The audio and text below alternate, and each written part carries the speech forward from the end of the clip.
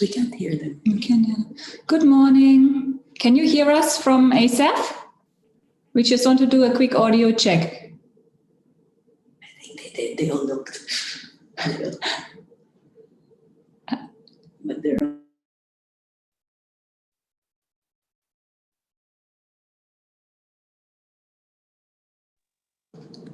Good morning from ASAF. We just want to do an audio check if everything is okay. Can you hear us? Yes, of course, we can hear you. A very good morning from Bali. Good morning, wonderful. Okay, then I mute myself again and I look forward to the seminar. Very good. Thank you very much for participating in the seminar as well.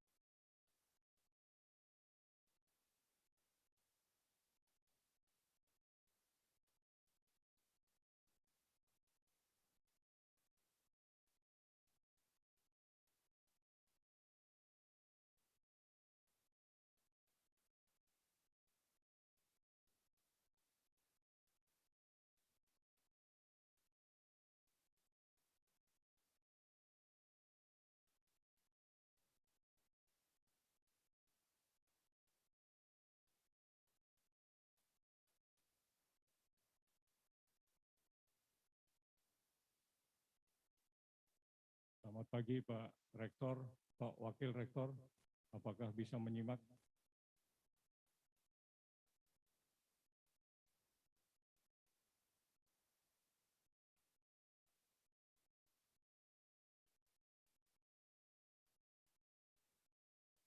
Bisa dites tuh, Pak Warek, apa bisa dengar?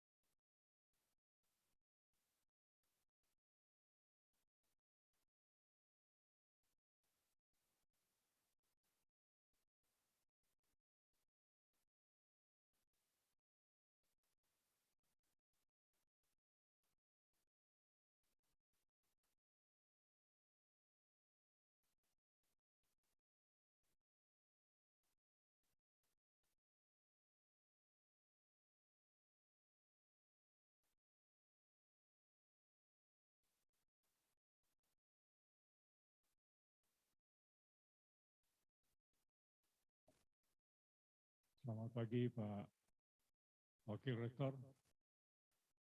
Bisa mendengar?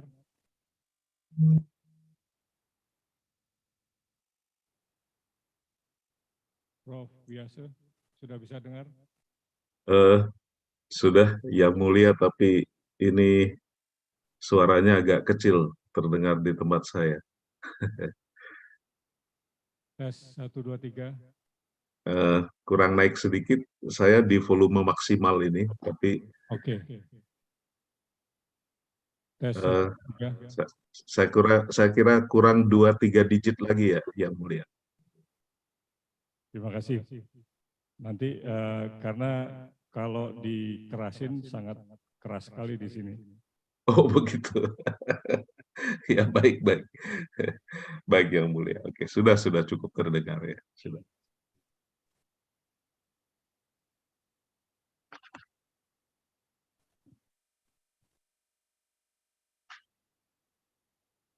Ladies and gentlemen, we would like to encourage you to enter the conference room and take your seat. And we would also like to encourage that the link of the participants will be attached in the comment section. Ladies and gentlemen, we would also like to encourage all participants to switch their mobile phone to silent mode. Thank you. Good morning, Excellencies, distinguished guests, ladies and gentlemen. On behalf of the Ministry of Foreign Affairs of the Republic of Indonesia and Udayana University Bali, I would like to extend a very warm welcome to all of you to the ASEM Day webinar, Getting Ready for the New Normal, ASEM Strategies to Navigate the Post-COVID-19 Pandemic Recovery. My name is Mesha Anandira, and I would like to thank everyone for joining the webinar session this morning.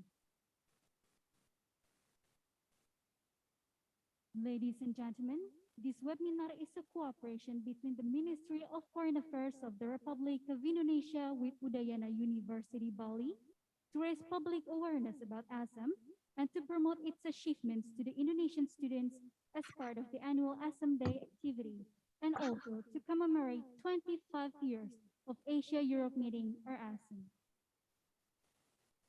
Today, we will discuss about very relevant issue on our life these days. Hence, we're the theme of getting ready for the new normal as some strategies to navigate the post-COVID-19 pandemic recovery for today's webinar session.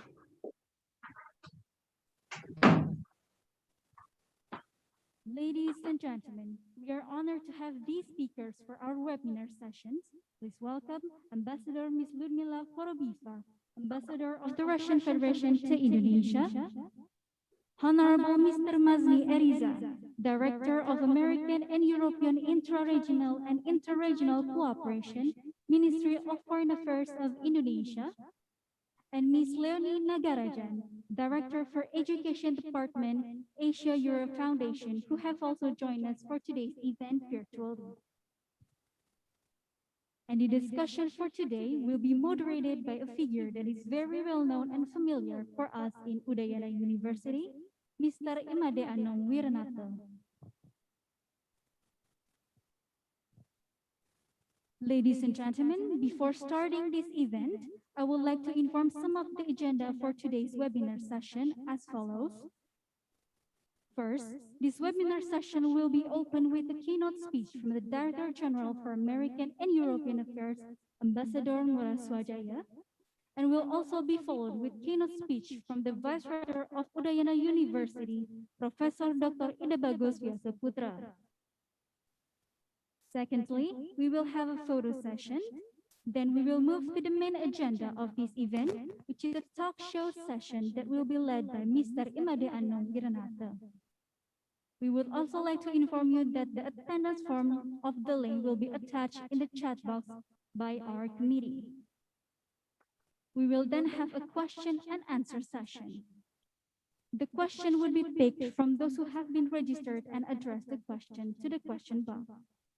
And as we have mentioned before, we will have a very special souvenir for lucky participants who submitted the most interesting questions to the speakers.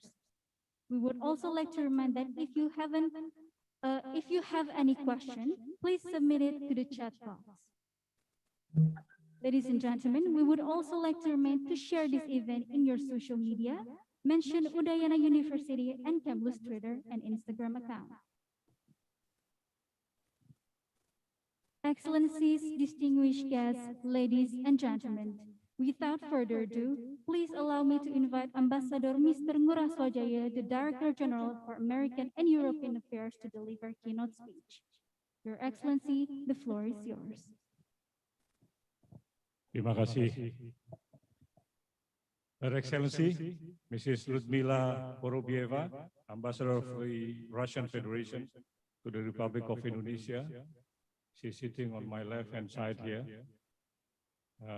My good friend, Professor Ida Bagus Wiyasaputra, Vice Rector 4 of the University of Udayana. Mrs. Leonie Narayajan, Director for Education Department of Asia, Europe Foundation, ASEM, participating, I believe, from Singapore. Excellencies, ambassadors, and representatives of ASEM partners to Indonesia, faculty members of the University of Udayana, honorable guests, and distinguished participants, students who happen to be together with us here in the same room, ladies and gentlemen, Assalamualaikum warahmatullahi wabarakatuh. Om Swastiastu. Namo Buddhaya. Salam kebajikan. Very good morning and also salam sehat. Healthy greetings to all. Let me begin by thanking our distinguished speakers. The University of Udayana in Bali, my alma mater, which I'm proud to be part of it, and all participants attending virtually this ASEM webinar on getting ready for the new normal, ASEM strategies to navigate the post-COVID-19 pandemic recovery. Let me also thank those who has already been making this event possible today from this very venue in Bali. Today's webinar is dedicated to celebrate ASEM Day as mandated by the ASEM leaders and also to commemorate the 25th anniversary of ASEM. As a partner country, Indonesia is doing its part to celebrate this occasion, not only to help raising the public awareness on ASEM, but at the same time also to discuss how ASEM can also contribute to address this global pandemic. Every year, we organize ASEM Day activities across Indonesia to raise awareness on ASEM, an intergovernmental cooperation forum that fosters dialogues, interactions, promote better understanding and cooperation between Asian countries and European countries. And as we are still in the COVID-19 pandemic situation, there's no other pertinent issues to be discussed but the pandemic, and particularly on how ASEM could contribute to help and expedite the recovery efforts, including the economic recovery. I'm very proud that Udayana University is our partner, and also I'm very happy to organize this here in Bali, particularly in Sanur. We are having some people attending this conference here at the same site, but at the same time, we are applying a very strict health protocols. As the COVID-19 pandemic do not allow us to convince with a large gathering, of course, this is an ideal situation in a normal situations, but I believe that this is a new normal that we need to apply. But at the same time also, we would like to utilize this opportunity to again introduce Bali, and hopefully Bali will be reopened sooner rather than later for international conferences, for international visitors. But the most important thing is that we are all has to be ready, we are all has to be prepared, and the awareness on the importance of health protocol, on the importance of preventing the spread of the virus is already embedded into the activities of the international tourism here in Bali. As we are all agree that to address this COVID-19 pandemic, there's no other options for the government but to collaborate through various mechanisms and format, particularly in this regard through ASEM.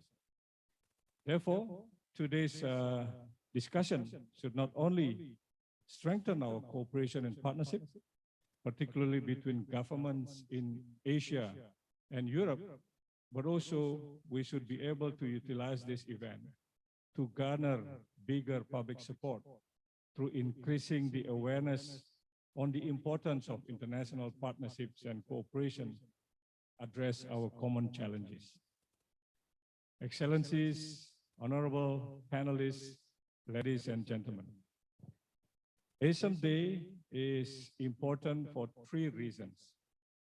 First, this event happens in the midst of ASEM efforts to transform its connectivity agenda to be more practical, more tangible, and also more beneficial to outreach to its widest possible stakeholders. Second, it also represents our strong continuous commitment to promote interactions, cooperations, dialogues between peoples in Asia and European countries, especially in this regard, the younger generations and the students.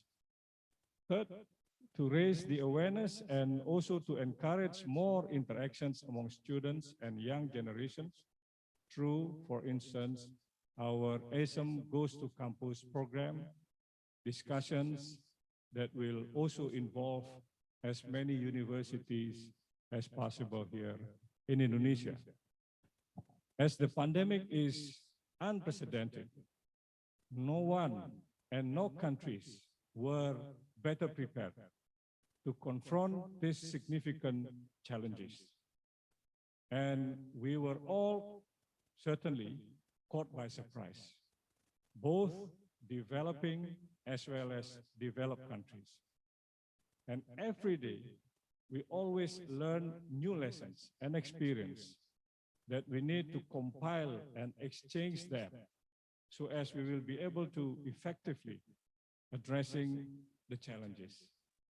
As we speak today, some of the countries, even in the developed one, has experienced the second or the third lockdown because of the increasing infection rate in their respective countries.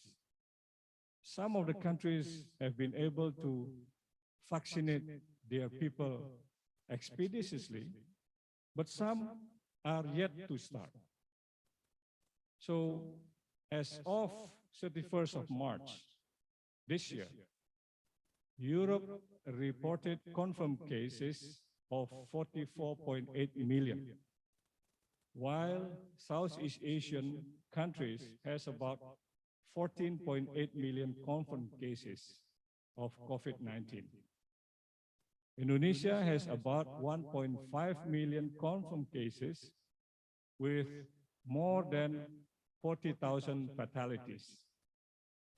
This number, unfortunately, continues to grow, but we are also glad to see that the number of infection has dropped more than half since the vaccination started in January.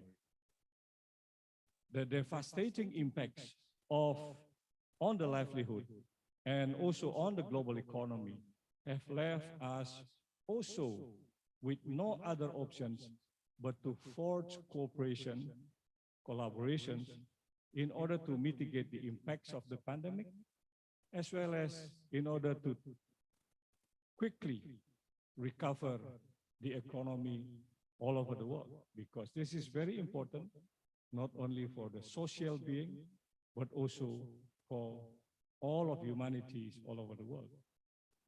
For a successful recovery from the pandemic, there are many issues we need to tackle, but let me just highlight only 3 of them, which is very important. First, we need to make sure that vaccines are available for all. No one should be left behind, as what President Jokowi made it very clear in his speech during the virtual summit of the United Nations last year. The year 2021 continues to be a year of significant challenge to all of us. We have to adapt to the new normal, and we have to continue being very cautious, although we are already got a vaccination. This year is also a year of struggle, not only to many countries, but also to the people. I can see also by walking around here in Sanur that so many hotels are remain closed, and this, I think, impacted very badly to the people who are employed by those hotels. I think this is a common challenge. This is a struggle that requires not only a strong commitment, but also perseverance by all and collaborations by all stakeholders. In particular here, I'm talking about the regional government of the province of Bali. Although 2021, we have seen vaccination have started here in Indonesia and also in many countries, but the challenge of supply, distribution, and access remain really a big challenge for all of us. More than 600 million doses of vaccine have been administered.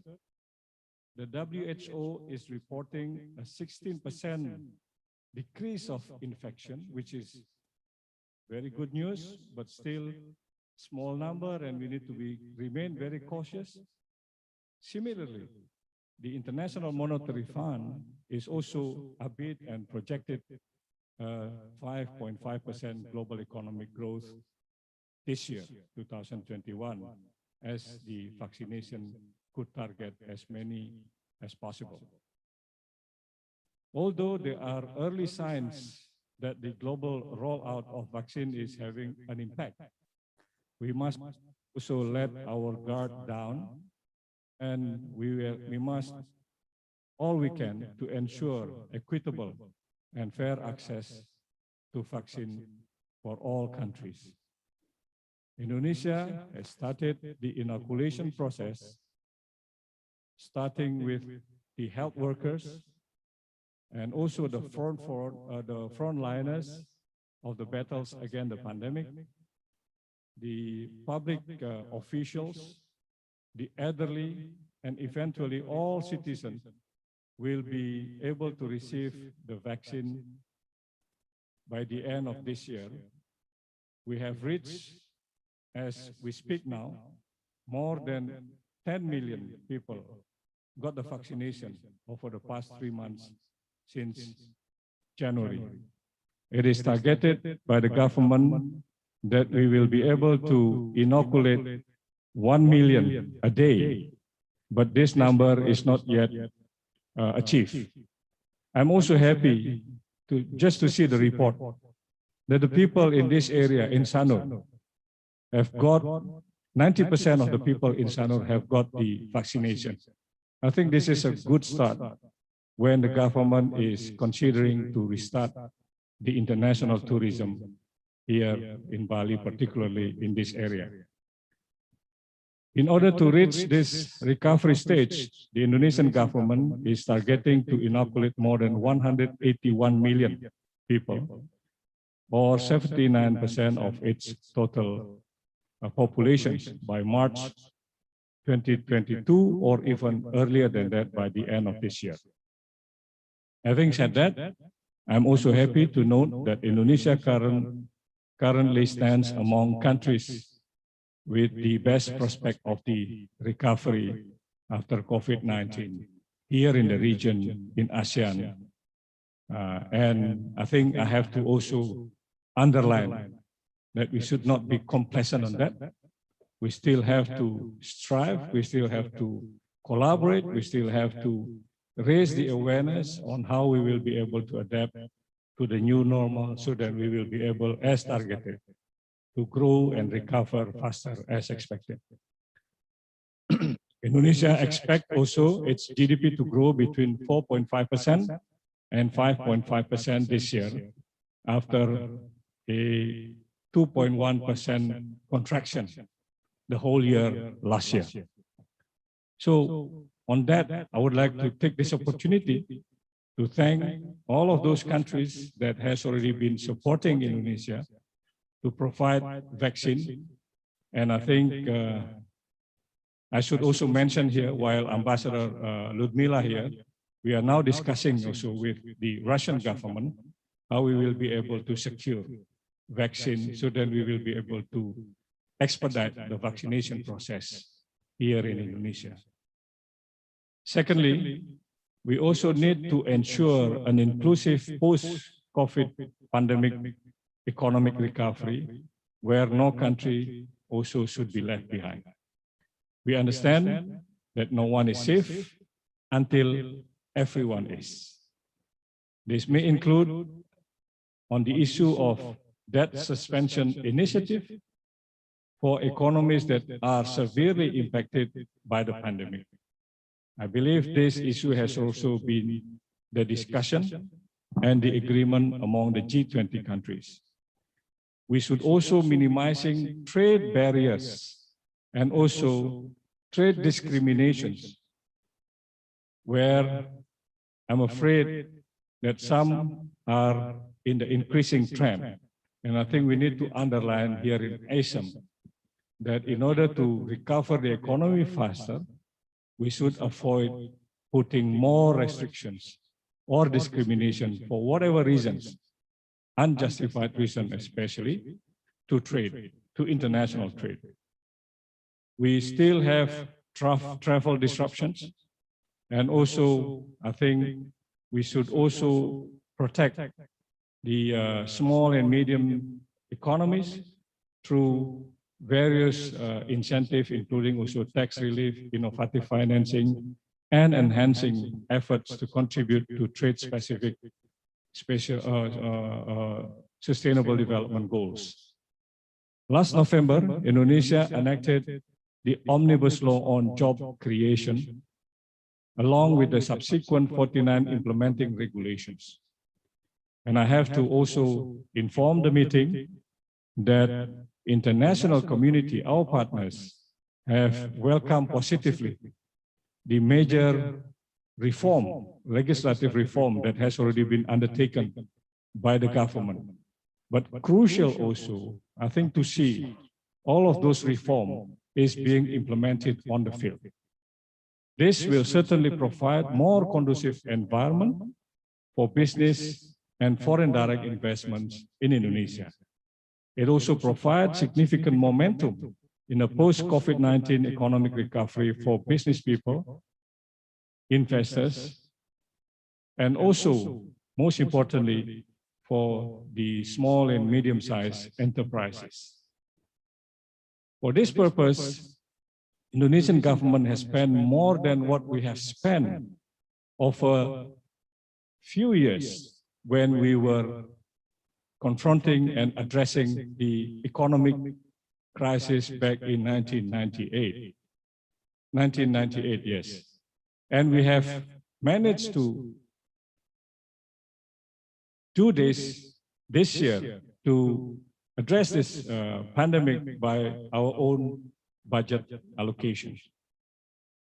Last but certainly not the least, the third point I would like to make is that we simply need to build a better sustainable future and we need to also build a better preparedness to address the global pandemic. We need to start strategizing cooperation in many international mechanisms, including also within ASEM, on improvement of preparedness in addressing the same challenge that we may face also in the future. There are already international agreements that we have agreed, such as the Paris Agreement on the carbon emission reductions, the 2030 Agenda for Sustainable Development. We need also to recommit ourselves, where it is possible, to go beyond all of those targets.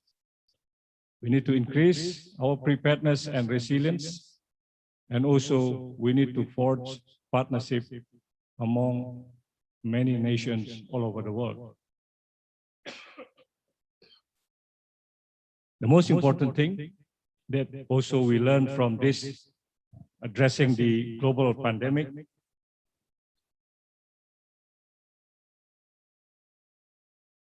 is also the crucial role of digital economy, digital technology, as well as improvement of the human resources development. I think this is very crucial for us for the economic recovery in the post-COVID-19 pandemic. Excellencies, honorable panelists, distinguished ladies and gentlemen, this global pandemic had shown us that no country can face this pandemic alone, and that multilateral cooperation is the only solution for us. Apart from the UN, certainly there are no other multilateral fora that tackle so many issues larger than what we have been doing here within the context of ASEM. But certainly focusing on addressing the pandemic, economic recovery, sustainable development should be the priority for a couple of years to come. This is simply because the partners in ASEM represent 65% of the global economy, 60% of the world's populations, and 55% of the world trade. Given these very advantages, I am very confident that ASEM could play a significant role in this effort. With regard to the COVID-19, we have agreed that our common position and what we will do about it is international cooperation to address the pandemic and economic recovery. Cambodia, as the host of the 13th ASEM Summit, had released the ministerial statement on COVID-19 in September last year.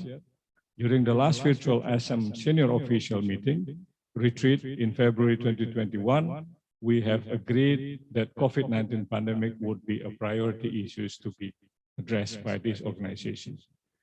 This commitment will be reflected in the Phnom Penh Declaration and the post-COVID-19 social economic recovery. It will be hopefully released after the convening of the 13th ASEAN Summit, hopefully to take place this year. Excellencies, honorable panelists, ladies and gentlemen, today you will hear various perspectives about ASEM and how it will navigate the post-COVID-19 recovery efforts. Ambassador Ludmila will provide the perspective of the ASEM partners from the viewpoints of the Russian Federations, and to some extent it may also represent some from Northeast South Asian NESA countries. Mr. Masni Eriza will present Indonesian perspective and stance on the post-COVID-19 recovery within ASEM framework. Mrs. Nagarajan will provide a practical perspective with regard to the relevant ASEF activities in education field, which is one of ASEF thematic areas of cooperation, aside also from culture, economic, and governance. I hope the participants will also contribute in the discussion later, and I'm encouraging our younger generation not to shy to pose questions, not to shy to involve in the discussion, because that is the young generations that we are expecting to be in the future. Before ending my remarks, let me once again thanking University of Udayana through Pak Wakil Rektor, and I hope that we will be able to continue working together. As you know that Bali will also host another significant event next year, the G20 Summit. This is a very big event covered by many countries all over the world. And I hope that the people here could also engage actively, especially the students, in this G20 Summit, hopefully to be organized in physical format here in Bali next year. So I hope today's discussion will be not only fruitful, but also open new perspective and a better understanding about the importance of international cooperation, the importance of dialogue, interactions, rather than developing animosity and hate between one another. So with that, I'm so sorry to take a little bit longer in my remarks, but I'm very proud to be here and very proud to have all of the participants participating in this event. And I wish you for a very good discussion in the discussion later. Thank you very much. Om Santi Santi Santi Om. Salam, Namo Buddhaya, dan salam kebajikan for all. Thank you very much.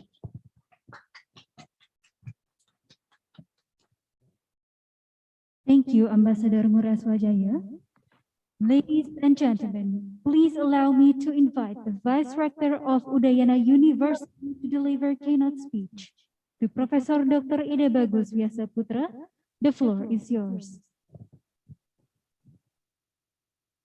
His Excellency, allow me to read the keynote speech of Rector Udayana University. Keynote speech of Rector Udayana University.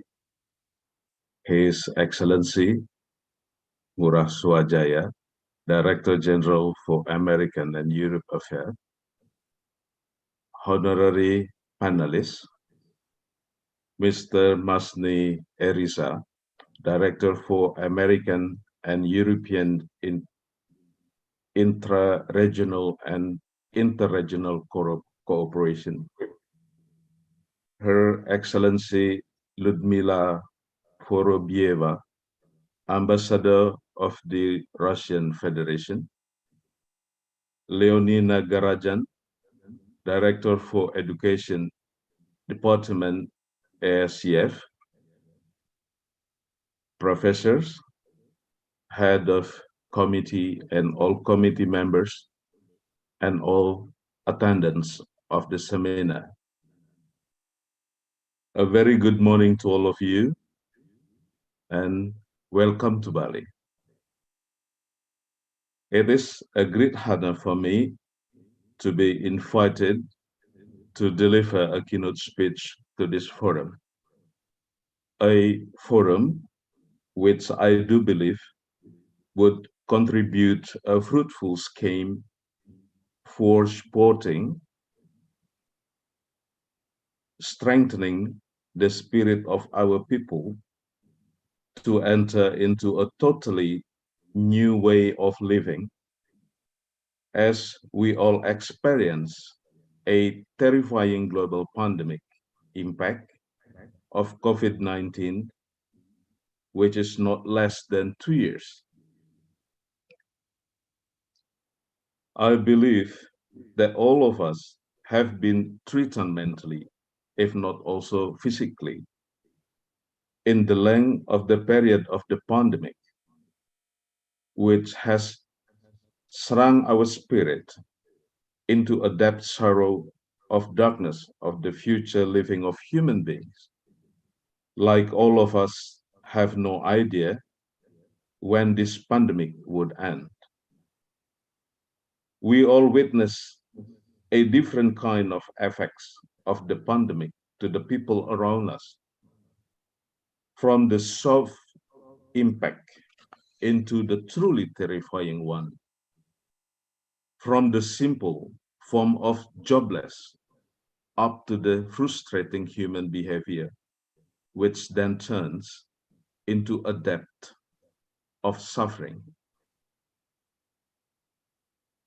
This pandemic has led us into a new meaning and concepts of globalization, people connecting, and a global economy that not necessarily end in an optimistic hope of achievement of wealth and happiness,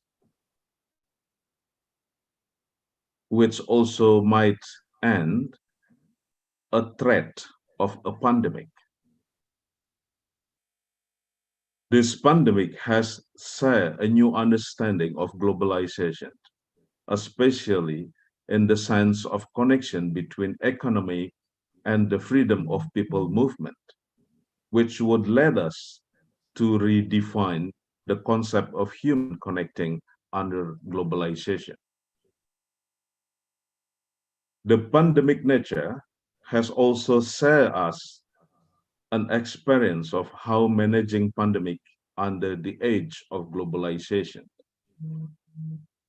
The central government of the Republic of Indonesia, followed by all provincial and local governments, has developed an Indonesian contextual approach pandemic management model that leads all Indonesians, including inhabitants, individually or in a group, to combat the pandemic. They obey the pandemic health protocol and positioned in a particular community collaboration model to support each other. The government has also set the model of contextual or partial lockdown. Therefore, it would enable the people to prevent the spreading of pandemic and sustain their economic activities in the same time. Now we enter into more clear hope of the future of living of human beings, as vaccination conducted by all governments all over the world is getting successful.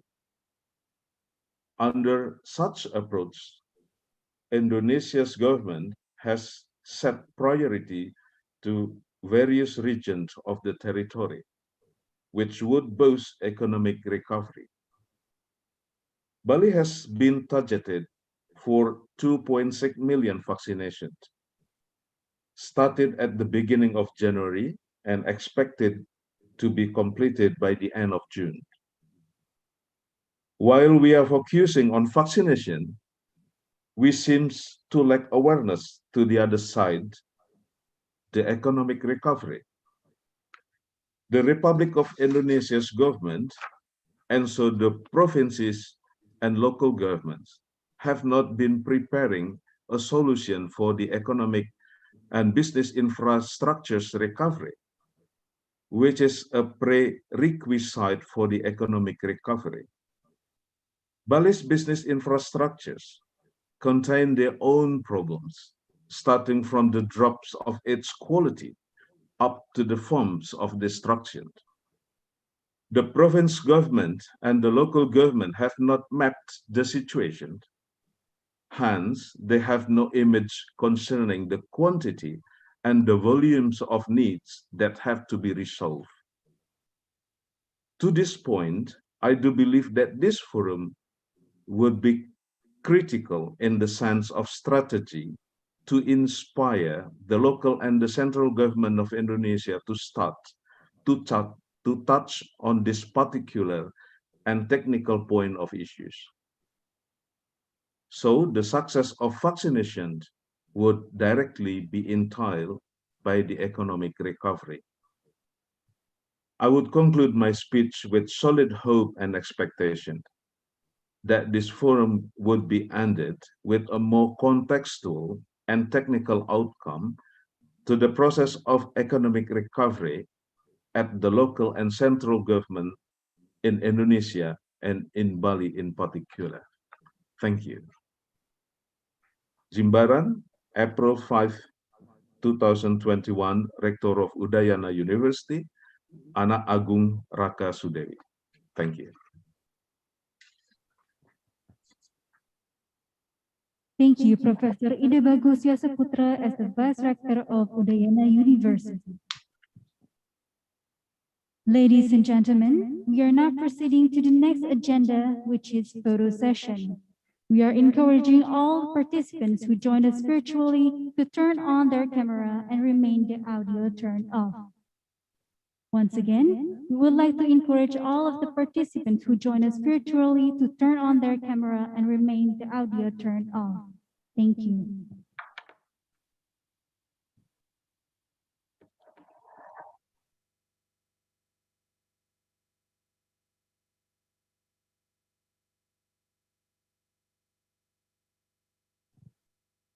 Ladies and gentlemen, let me lead the photo session by counting 1, 2, 3.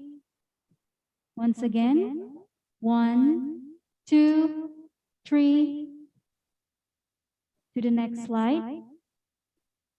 1, 2, 3. Thank you very much.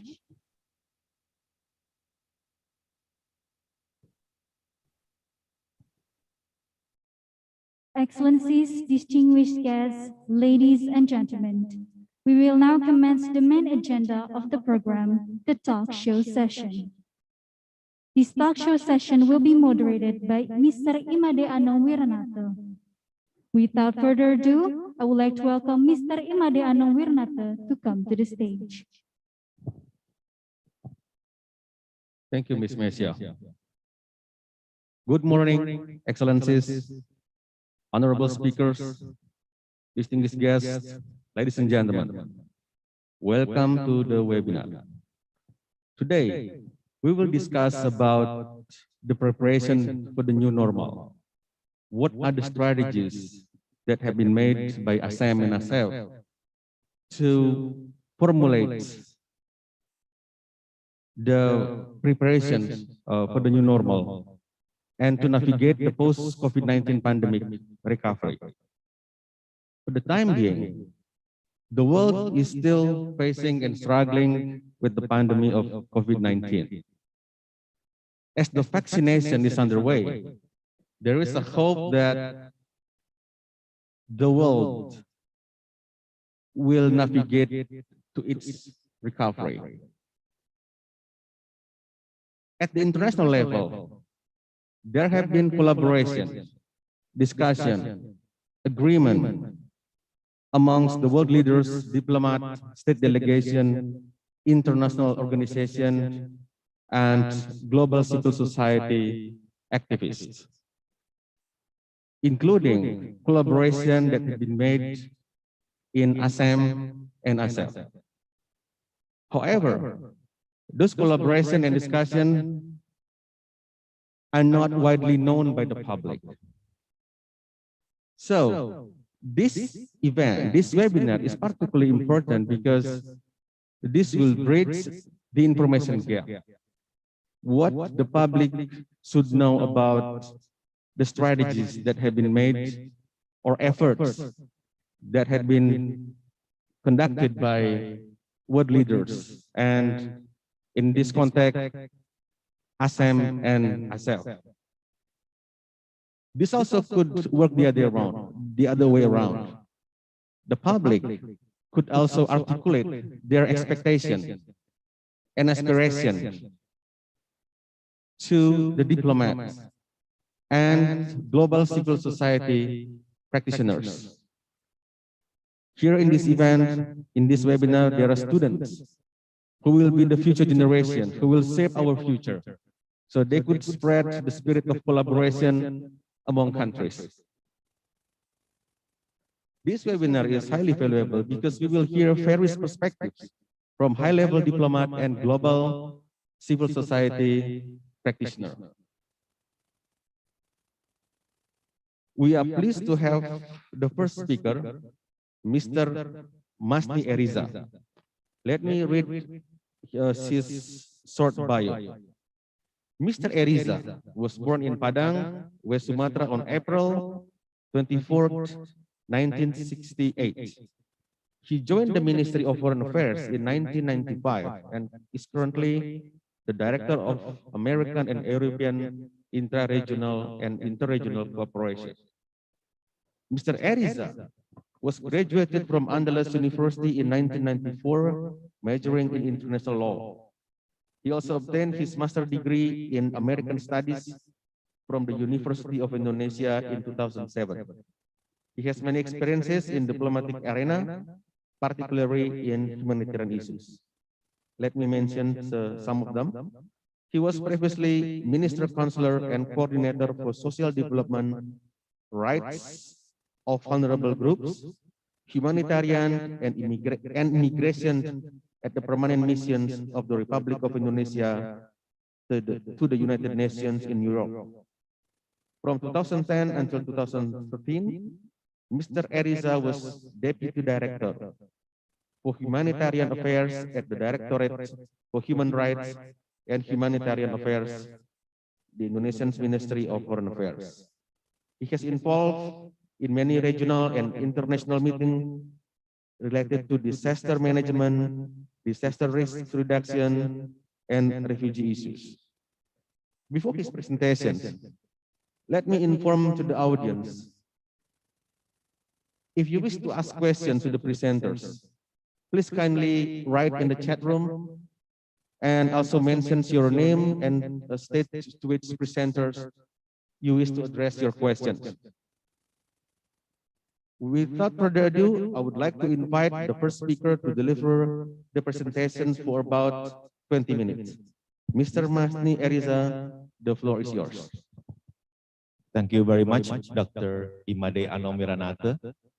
First, let me join our Director General, Ambassador Ngurah Swajaya, in expressing our appreciation to Udayana University for collaborating with us in organizing this webinar. I would also like to convey my gratitude and appreciation to Ambassador Ludmila Vorobieva and Mrs. Leonie Nagarajan, my fellow speakers, for graciously accepting our request to take part in this webinar. For my presentation, I will focus only on 3 topics. What is ASEM? What is its relevance in today's world, and how it can support efforts to address the challenges of the COVID-19 pandemic. First, what is the Asia-Europe meeting, or ASEM? To some, even perhaps to the international relations students who join us today, ASEM may not be something you have heard of before. And Indonesia, if you pronounce ASEM differently, it could also mean an entirely different meaning. ASEM. It could have a different meaning in Bahasa Indonesia.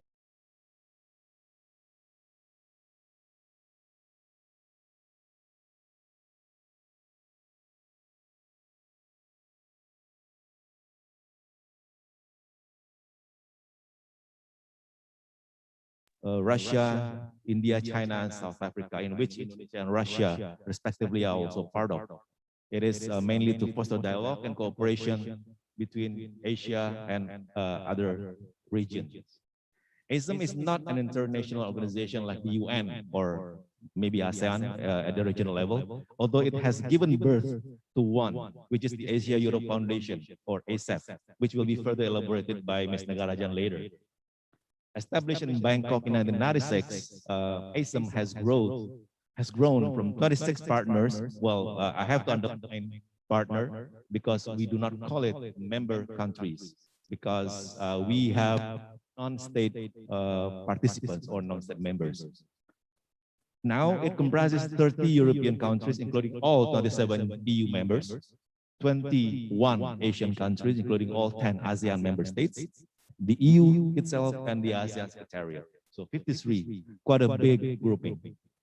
Back then, there was no inter-regional forum between Asia and Europe, like there was for America-Europe relations or Asia and America. We know NATO for Europe and America, and we know APEC for Asia and most of the Americas. ASEM was established as a complementary forum to complete the triangle, if we see the triangle here, of relations between regions in the world. The ASEM process is based on several key characteristics. It could be viewed as its strength, but in other sense, it could also be its weakness. First, it is an informal platform to discuss issues of common interest. No decisions are binding. A wide range of issues are discussed, but equal emphasis is put between political, economic, and social cultural dimensions. Dialogue and cooperation are based on mutual respect and mutual benefit. Meetings of all degrees are conducted within the ASEM process. We have biennial summits in which almost all heads of states or government will be joining. The last we had that 2 years ago in Brussels. Out of 53, there was more than 40 heads of states and government were there. So it was quite a large gathering at such high level in one day. Not even the United Nations General Assembly has the gathering of that many heads of states at the same time in the same room. So that's one simple illustration of how ASEM process is working. We have also ministers meeting, and there are also Asia-Europe Business Forum for business leaders, People's Forum for civil society, as well as other meetings and initiatives. We have no secretariat, unfortunately, so the coordination process is facilitated by regional coordinators. Now, for ASEAN is Thailand, for Northeast and South Asia is Russia, and we have also coordinators from Europe. This year, ASEM reaches its 25 years old. A human or a person at that age would be quite mature, but could also be at a crossroad in determining his or her next stage in life. For ASEM, it could mean an opportune time to reflect. The world today is, of course, vastly different than 25 years ago, even without the pandemic to accelerate the changes. So is ASEM still relevant today? That is the big question. For Indonesia, ASEM continues to serve as an informal forum for dialogue and cooperation based on equality and mutual respect.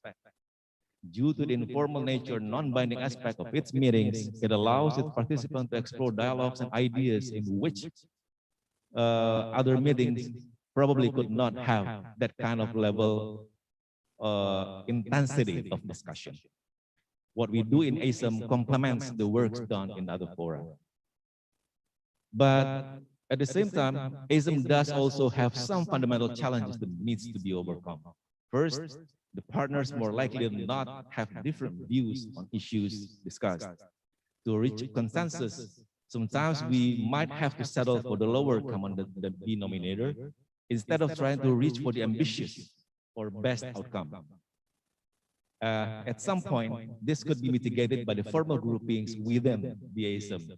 Well, we have the EU groupings, we have the ASEAN groupings in which both organizations has regular coordination meetings. So we, or let's say they are always come with common position. Second, partners are not obliged to abide by what's agreed by any of the meetings. The outcomes are typically chair statement or declaration that is non-binding in nature. And we rely on the goodwill of the partners to follow through and using existing mechanism that's already been existed in other fora. Third, while the three pillars of cooperation are equally important, they are not as equally developed today. We might view that the socio-cultural pillar is more advanced than the two others. In no small part, of course, because of the work being done by Asia-Europe Foundation. Fourth, what we do in ASEM is often unseen by the public and therefore might not get the public support and consequently full official support and commitment. Efforts, therefore, should be made to address that. And the celebration of the ASEM Day is one of the way for us to attain that. And then now we have the pandemic, more than 2.8 deaths worldwide. Our DG has comprehensively mentioned that to you before. And how can ASEM help to address these challenges? We have some groundwork laid out for it. First, in 2018, we've agreed that on ASEM tangible areas of cooperation and connectivity, they include several sub-areas directly related to the pandemic, such as infectious diseases control, or related to the negative effect of the pandemic. For instance, sustainable supply chain, facilitating international travel of tourists, and sustainable tourism, and also food security. We have also agreed on our common position and what will we do about it. Cambodia, our next host for the ASEM Summit, and also 4 ASEM regional coordinators have released the ministerial statement on COVID-19 last September. I urge you to check the full statement on the ASEM Info Board website. The Public Health Trust Fund is also available. It was first set up back in 12 years ago in 2009, initially to deal with the H1N1 pandemic, and is largely made of donations by Japan and managed by Asia Europe Foundation. So, dear participants, excellencies, ladies and gentlemen, where can ASEM fit in the solution? Let me highlight a few. The pandemic reminded us of the importance of international cooperation in dealing with modern global challenges. So in the big picture, the ASEM process helps strengthen multilateralism. Now, close to 600 million doses of vaccine have been administered worldwide. Yet, there is a stark gap between countries' vaccination programs, which some yet to report a single dose. Universal availability is crucial to end the pandemic, so we need to follow up on the push for vaccine as a global public good for health. In the long term, we should also contribute on realizing affordable healthcare for all. One of the most damaging indirect effects of the pandemic is the disruption to the flow of goods and people in the interconnected global economy. We can support efforts on building a sustainable supply chain. Last but not least, we must ensure that the post-pandemic recovery is sustainable, among others, through the implementation of agreed international documents like Paris Agreement and also the SDGs. In conclusion, we do believe that ASEM has a role in the fight against the pandemic. We can, of course, do more, but we need to be reminded of the importance of the work, to be willing to look beyond our difference and to follow through on what has been agreed upon. I look forward for further discussion, and thank you very much.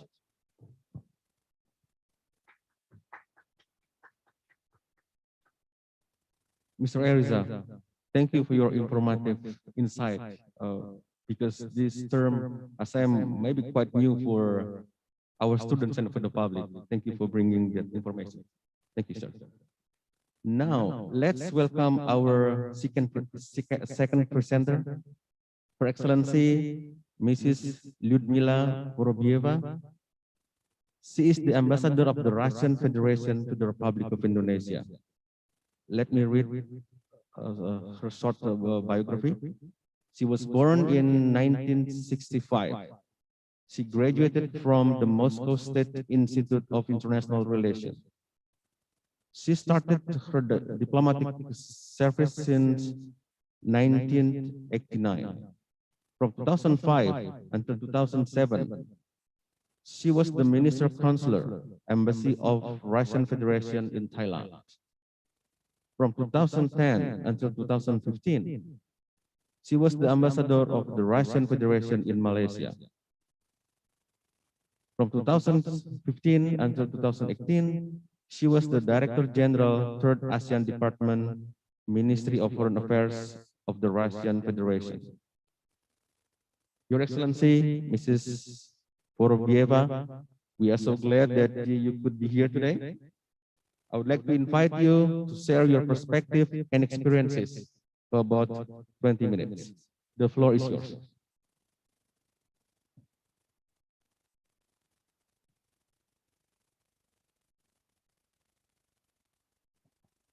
Thank you so much.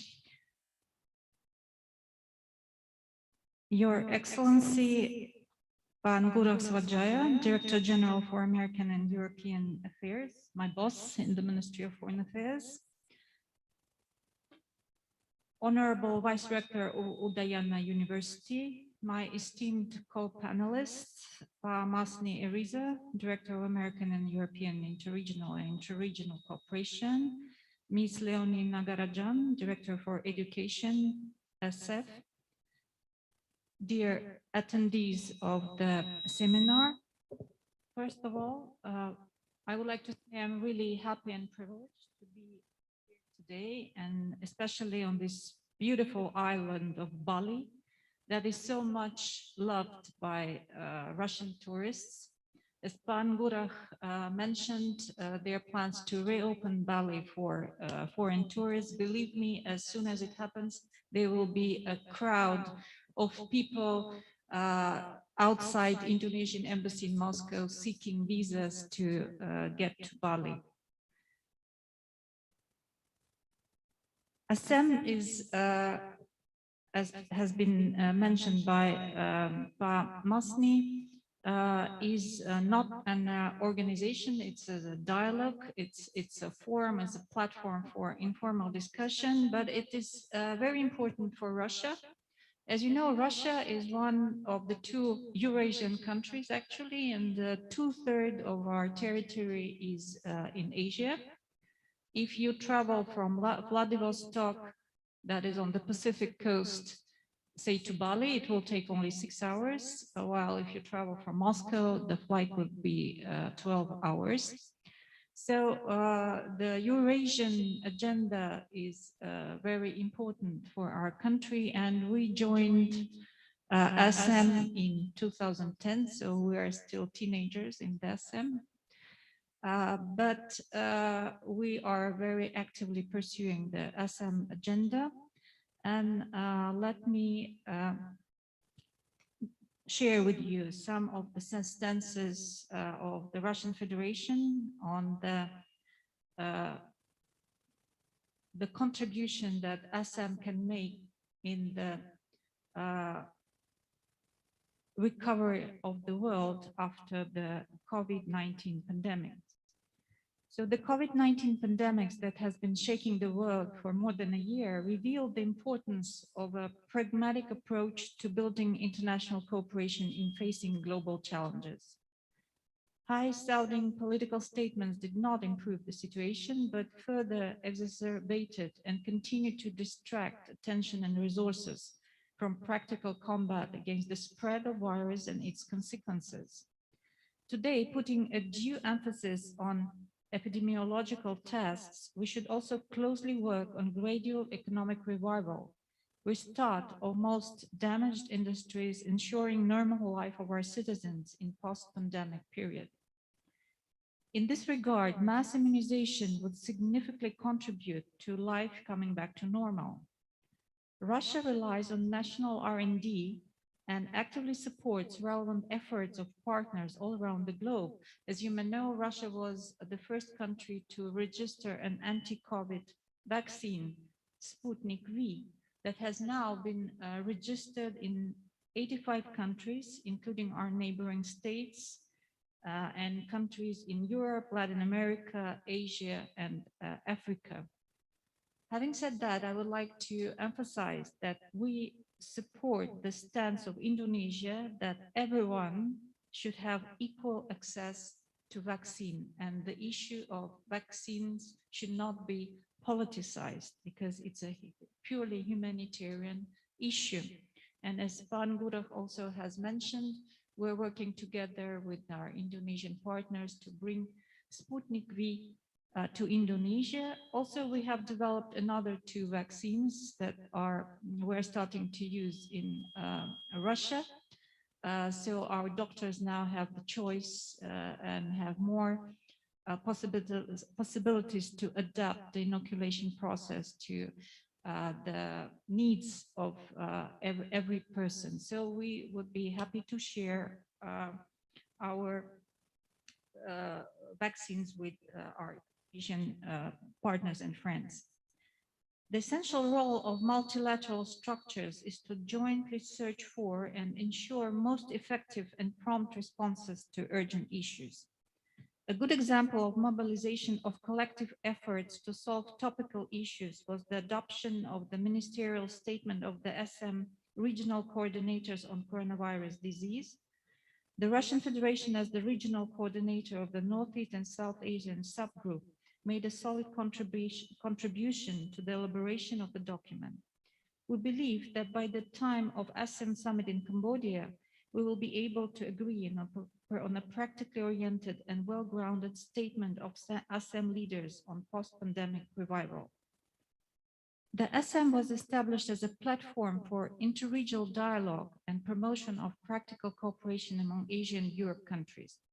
We're convinced that it is necessary to further pursue principles set in the ASEM basic documents.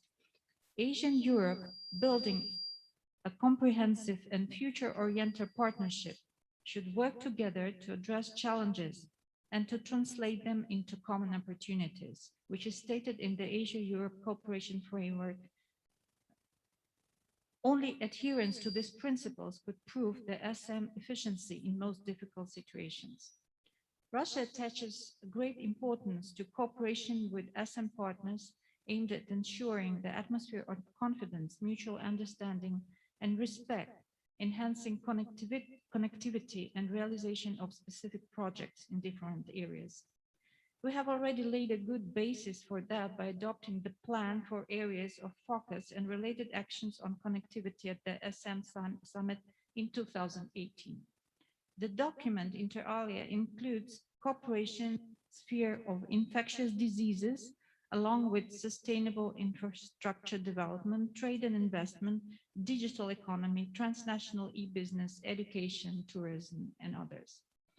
The Russian side also welcomes the ASEAN initiative to approve at the upcoming ASEM summit the document, The Way Forward on ASEM Connectivity, with a view to further strengthen practical cooperation among Asian and Europe countries.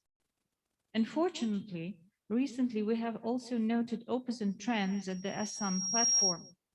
Some participants try to transform the ASEM into some kind of alternative UN Security Council, insisting on discussions of topics beyond the ASEM geographical mandate, putting forward controversial issues and politicized debates. We're convinced that the key aim of the forum is to develop internal ASEM interaction, notwithstanding the gravity of conflicts in other parts of the world. On this point, Russia shares ASEAN member stance within the framework of dialogue partnership evolved into strategic in 2018. We consistently adhere to pragmatic, depoliticized approaches to cooperation. With Russian assistance, for example, the ASEAN Center of Military Medicine was established in Bangkok in 2016. And of course, you are aware about the important role of military doctors in the fight against pandemic. In 2019, we launched a 3-year training program for epidemiology specialists from ASEAN countries in the International Research Center for the Study of Biosafety and Human Well-being in the Asia-Pacific region in Vladivostok. We strive to involve our ASEM partners in such work. Russia made a number of proposals to strengthen interaction at the forum in such areas as the development of remote areas, small and medium-sized businesses, and creation of single window system for operators in fields of external trade on logistics corridors. During the pandemic, issues of digitalization of the economy and the use of high-tech solutions in order to improve the living conditions of citizens acquired particular relevance. Much work has been done in our country for this purpose. Nowadays, in our country, the maximum number of services and tools to support the population has already been transferred to the online format. We try to make contacts between patients and doctors as convenient as possible and as safe as possible by increasing the possibilities of telemedicine. Good economic return could be reached by such action-oriented initiatives as fostering synergies between innovation clusters, encouraging startups, protecting intellectual property rights in digital content trade, shaping the technology markets of the future, and eliminating digital inequality in remote and rural areas. We put also a special emphasis on the stimulation of women's entrepreneurship. Russia has approved the National Action Strategy for Women 2017-2022. The purpose of this strategy is to create conditions for the full and equal participation of women in political, economical, social, and cultural life. On our initiative, APEC holds a competition for women entrepreneurs on a regular basis. ASEM also has the potential to actively promote this issue. It is also important to stimulate the development of e-commerce, build effective interaction between customs service and internet platforms, as well as introduce promising tools to suppress the cross-border movement of counterfeit and other prohibited goods. Russia, along with India, Japan, the Netherlands, Spain, and Poland, is among the coordinators of the ASEM Customs Cooperation Project, aimed at optimizing the border control system by introducing advanced technologies. We must not forget that people are always the main engine of any economy. Russia is one of the 8 largest donors to the Asia-Europe Foundation, ASEF, whose activities are aimed at promoting scientific, educational, and cultural ties between the ASEM countries. During the pandemic of COVID-19, traditional forms of work of educational institutions have been hindered. That's why schools and universities had to implement urgently online learning technologies. Well, I'm happy to say that in Russia, actually, since February, the students are back to the classrooms, both in high schools and universities. In a part, it's due to the successful inoculation program that has been realized in Russia. So far, we inoculated more than 10 million people already with Sputnik V and other Russian vaccines. To some extent, we worked preemptively in this direction, initiating back in 2019 within the framework of ASEM, the internet platform for supporting student and academic mobility, called the Science, Technology, Innovation Pod. The project was approved at the meeting of ASEM education ministers in Bucharest in May 2019. Many partners have shown keen interest in it and have already begun to use this platform to establish contacts and discuss options for cooperation. The desired result is the creation of a common database that would facilitate communication, implement joint scientific, educational, and research programs. An example of the best human qualities during the pandemic was shown by volunteer movements. Their help became a real salvation for millions of citizens in a big number. In Russia, this phenomenon has spread nationwide. We propose to develop this field of cooperation in ASEM as well. It has all necessary resources, including the ASEF, to encourage the interaction between volunteer movements all over the world. Among other humanitarian projects implemented by our country in ASEM in recent years are the high-level conference on inter-civilization dialogue, meeting of senior officials for education, the ASEF Summer University, and others. We presume that building cooperation between countries of Asia and Europe does not require any special strategies, political programs, or establishment of new structures that could be an alternative to the ASEM format. It is important to focus our efforts on increasing the effectiveness of existing instruments by depoliticizing them and looking for new ways of mutually beneficial integration with other regional associations. For ASEM members, the naturally uniting area is the Eurasian continent, which has enormous potential for increasing trade and economic integration, expanding practical ties, and diversified exchanges between its parts. I would like to echo what Pa Ngurah recently said, that in these times of the pandemic, we should work together to eliminate all the artificial barriers in trade, all the political instruments that are detrimental to developing of economies, recovering of an economies, like sanctions, for example. You know that Russia is under sanctions, other countries are under sanction, like Iran, North Korea, Belarus, and others. So how can we, in this difficult time, impose, not we, how can they, I would say, impose sanctions to make people's life worse? We should all work together to make people's life better. So, you know that Russia is a part of the Eurasian Economic Union, which is an active participant in the large-scale processes of regional constructions unfolding at the intersection of Europe and Asia.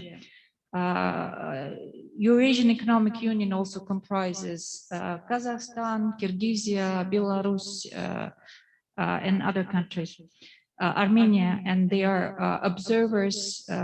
Many countries are observers in this organization. Within the framework of Eurasian Economic Union, dynamic work is being carried out to develop common markets of goods, services, capital, and human resources. The transparency of the Union, its focus on truly equal and mutually beneficial cooperation, enhances interest in it, both in the region and beyond. Actually, contacts have been established between the Eurasian Economic Union and Indonesia. And we are working together on the perspectives of having a free trade zone agreement between Indonesia and the Eurasian Economic Union. We see movement towards each other along the lines of ASEAN and the Eurasian Economic Union, as well as ASEAN and the Shanghai Cooperation Organization, which Russia is part of, together with China and other countries. We are convinced that these organizations can interact for the benefit of the entire region, complementing and enriching each other. The goal of the Russian initiative is to form a greater Eurasian partnership as a key element of a single trade and economic space from the Pacific Ocean to the Atlantic, capable of giving an indivisible, truly comprehensive character to the process of interregional integration. Thank you so much for your attention, and I will be happy to answer the questions, maybe not only about ASEM, but about Russia as well. Thank you so much.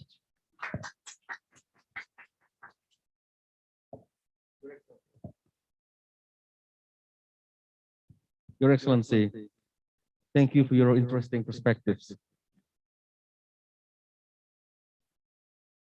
And now let's welcome our third presenter, Miss Leonie Nagarajan. Let me read her short biography. Miss Nagarajan is the Director for Education Department, Asia Europe Foundation.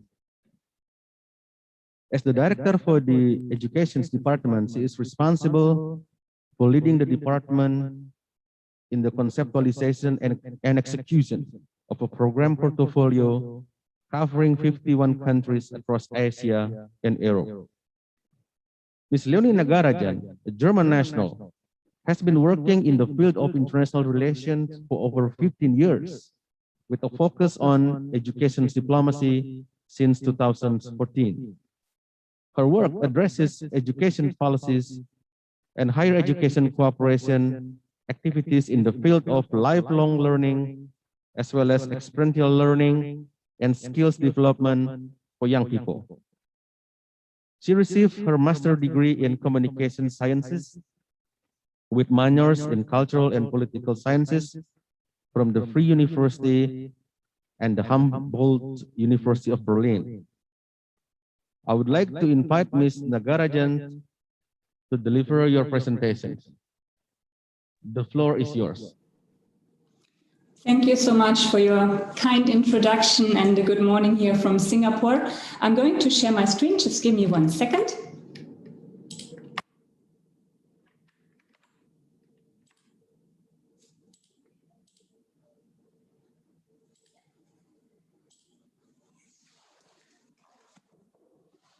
It's a great pleasure to be here today. I would like to thank the Ministry of Foreign Affairs of the Republic of Indonesia for inviting the Asia-Europe Foundation and me to be here with you. It is a pleasure to be among the distinguished other panelists and, of course, to speak to the students from the university and the general audience. I would like to give a presentation from an ASEF perspective. And if you look at this picture, you will already realize what kind of perspective I will take. This photo was taken at a Model ASEM event in Myanmar, which happened at the previous foreign minister meeting. You see students very much engaged. You see the flags in front of them. We were simulating a little foreign minister meeting within the ASEM process. And this is also what I will be talking about, the role of the youth and the education sector and what young people can contribute, and in particular ASEF, how it can facilitate this youth engagement in the current situation. I will focus on 3 points. The first point is getting ready for the new normal. And I would like to then invite the audience to share in their view, what should the new normal look? And then I'm going to share with you what ASEM's youth vision is for a post-COVID-19 world, what we are talking about today. The second point I will elaborate on is the Asia-Europe Foundation. I would like to thank Mr. Masni Ariza for already highlighting a few points on ASEF. I will go a little bit more into detail and let you know about ASEF's mission and work. I give you some concrete responses of ASEF to COVID-19, not only from the education department, but also from other departments. And last but not least, I think it is important to also introduce the ASEM Education Strategy 2030 for the next decade. What are the strategic priorities of the ASEM education process, which is within ASEM, a very particular process, and here ASEF's contributions from the Department of Education. So the first point, getting ready for the new normal. In your view, how should the new normal look? And I would not only share this, or my view with the new normal, I would hope that the participants, the audience here will come also forward and share their views in this poll. I would ask you to go to the link, the URL, www.menti.com. Please use the code 2007-2348, and you can key in here keywords how you think should the new normal look. And the question is, the normal before, was that the normal which we accepted, which we think should have been the normal? Have we normalized too many things which we do not want to take along in this year, the next year, and the next decade? I leave this Menti poll on for the whole time of my presentation, and then at the end of the presentation, we'll share with you the results. And maybe my colleague, Fatima, can type it in the chat. So in case you would like to go back to the link as well as the code, you can do so. To give you some inspiration, I would like to show you what have been responses of participants of the 4th ASEF Young Leaders Summit on Sustainable Development in a Post-COVID-19 World. So we ask in a survey among all the applicants for the ASEF Wireless 4, which is the official youth event of the upcoming ASEM Summit, how do you see, what is your vision for a post-COVID-19 world? And here are 3 responses, which I think give us a lot of inspiration, and probably you might also be going into a similar direction. So the first one is from our participant from Bangladesh. Her name is Lamia Mohsin, and I'm going to read this by now because I also know participants, not all of you have good internet connection, and some of you might have also other needs. So I'm going to read this for you. Lamia thinks that experts have opined that COVID-19 will leave a world which has established a new normal. And it's my sincere hope that mankind, already battered and exhausted from a long drawn-out battle with climate change, learns its lesson. The effects of climate change are ubiquitous and all-encompassing, causing the magnitude, frequency, and duration of natural disasters to increase, thus making marginalized communities extremely vulnerable. As economies gradually reopens, After the lockdown, we must keep in mind that adopting proactive measures to increase both economic as well as climate resilience are necessary. Increased investments in healthcare, enhancing capacity building in terms of disaster risk reduction and responses, as well as the ability to deal with crisis situations associated with the pandemic, must be improved to reduce the vulnerability of communities. So Lamia, coming from Bangladesh, has a very strong focus on equity, a focus on protection of communities, especially those who are vulnerable. Maybe this is something which you feel is also important in your view for a post-COVID-19 world. Go to Menti and you can either choose your own words, your own keywords, or you can reinforce what others have already typed in. Now let's go to Europe and see what an ASEM Valles-4 participant from Europe thinks about the post-COVID-19 world. This is from Flora de Pau.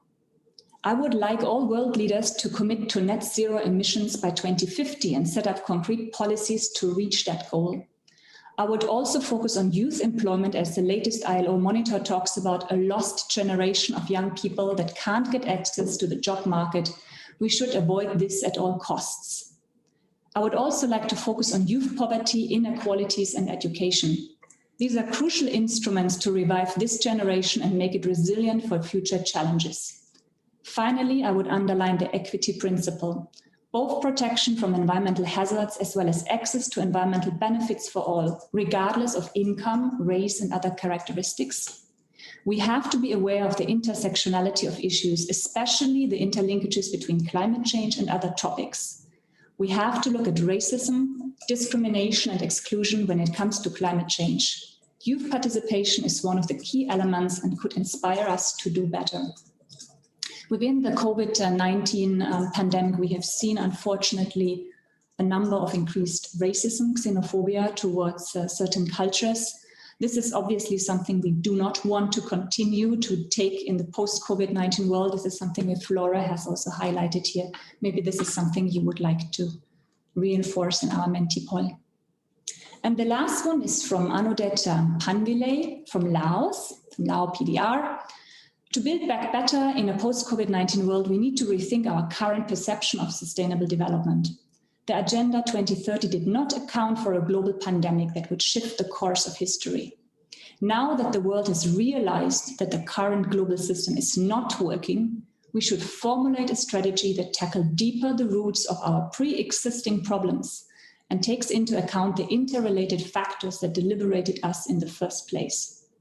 This includes prioritization of climate action, combating deforestation to prevent human exposure to zoonoses, making universal healthcare a reality, and recognizing internet access as a utility rather than a luxury. After the vaccines are rolled out, my vision is that the world will start learning from each other. The different approaches to the pandemic have emphasized that developed countries do not hold all the answers. Therefore, sustainable development cooperation in the global south needs to become more horizontal and diverse. Also very interesting keywords here. If you would like to highlight a few of them in our Menti poll, please do so.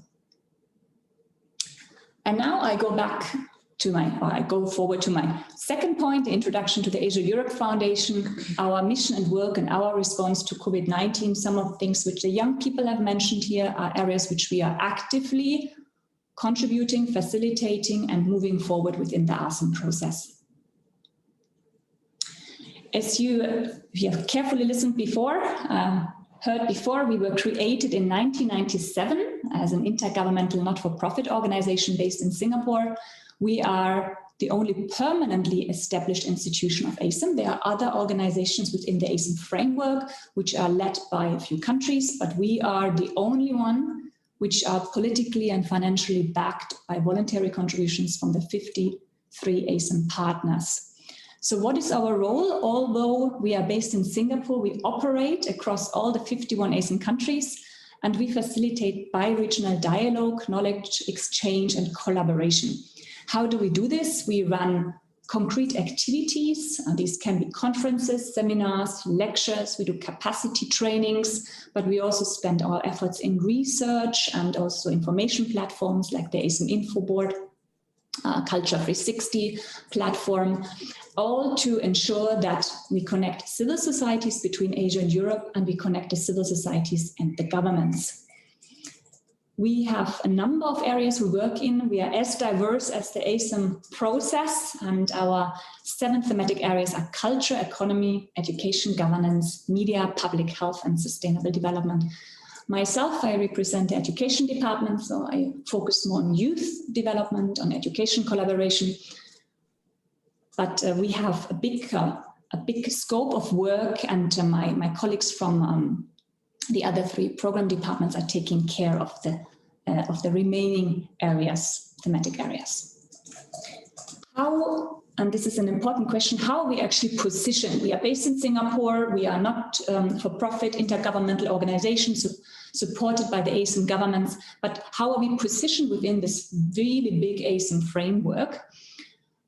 This is a useful graphic to illustrate that. You will see 2 levels here. We have the Asian governments and we have the civil societies from Asia and from Europe.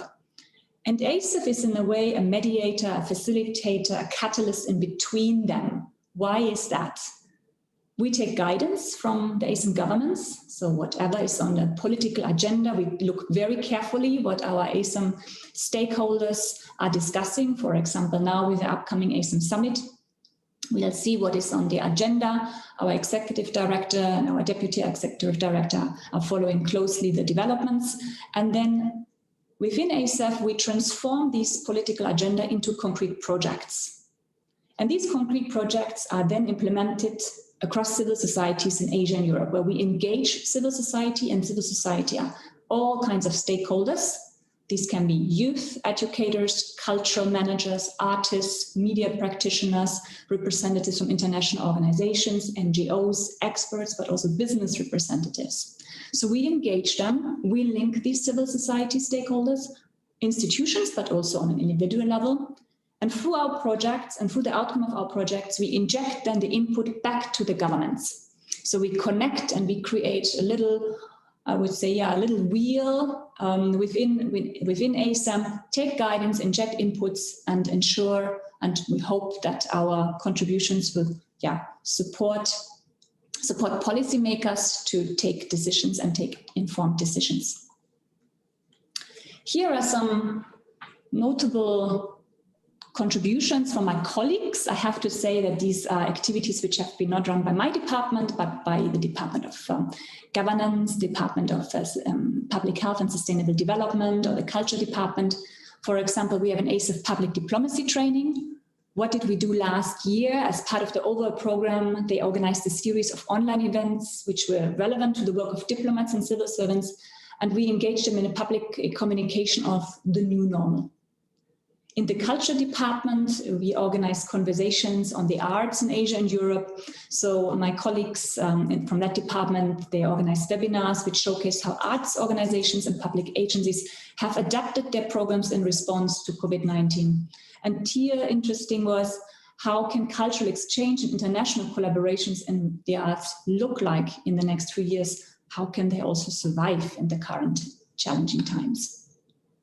And one of the probably most busy departments right now, and one of the busy programs is the ASEF Public Health Network. What did they do last year? They distributed personal protective equipment to a number of ASEM countries. And they're currently also having an ongoing research and monitoring and evaluation for evidence-based risk communication during the COVID-19 pandemic. So you can see here very different engagements. As it was highlighted before, we are working practically on the ground. At the same time, we also, through our discussions and dialogue, instill some policy recommendations, policy briefs to the governments. And my last point is an introduction to the ASEM education strategy. As I represent the education department, of course, I have to say a few words what we do in this field. And here I would like to highlight the strategic priorities of the ASEM education process, and then ASEF's contribution in particular. So the ASEM education process, you can imagine this as a process within the larger ASEM process, the larger ASEM framework. There is a secretariat of the ASEM Education Secretariat hosted currently by Belgium. It used to be hosted by Indonesia before that.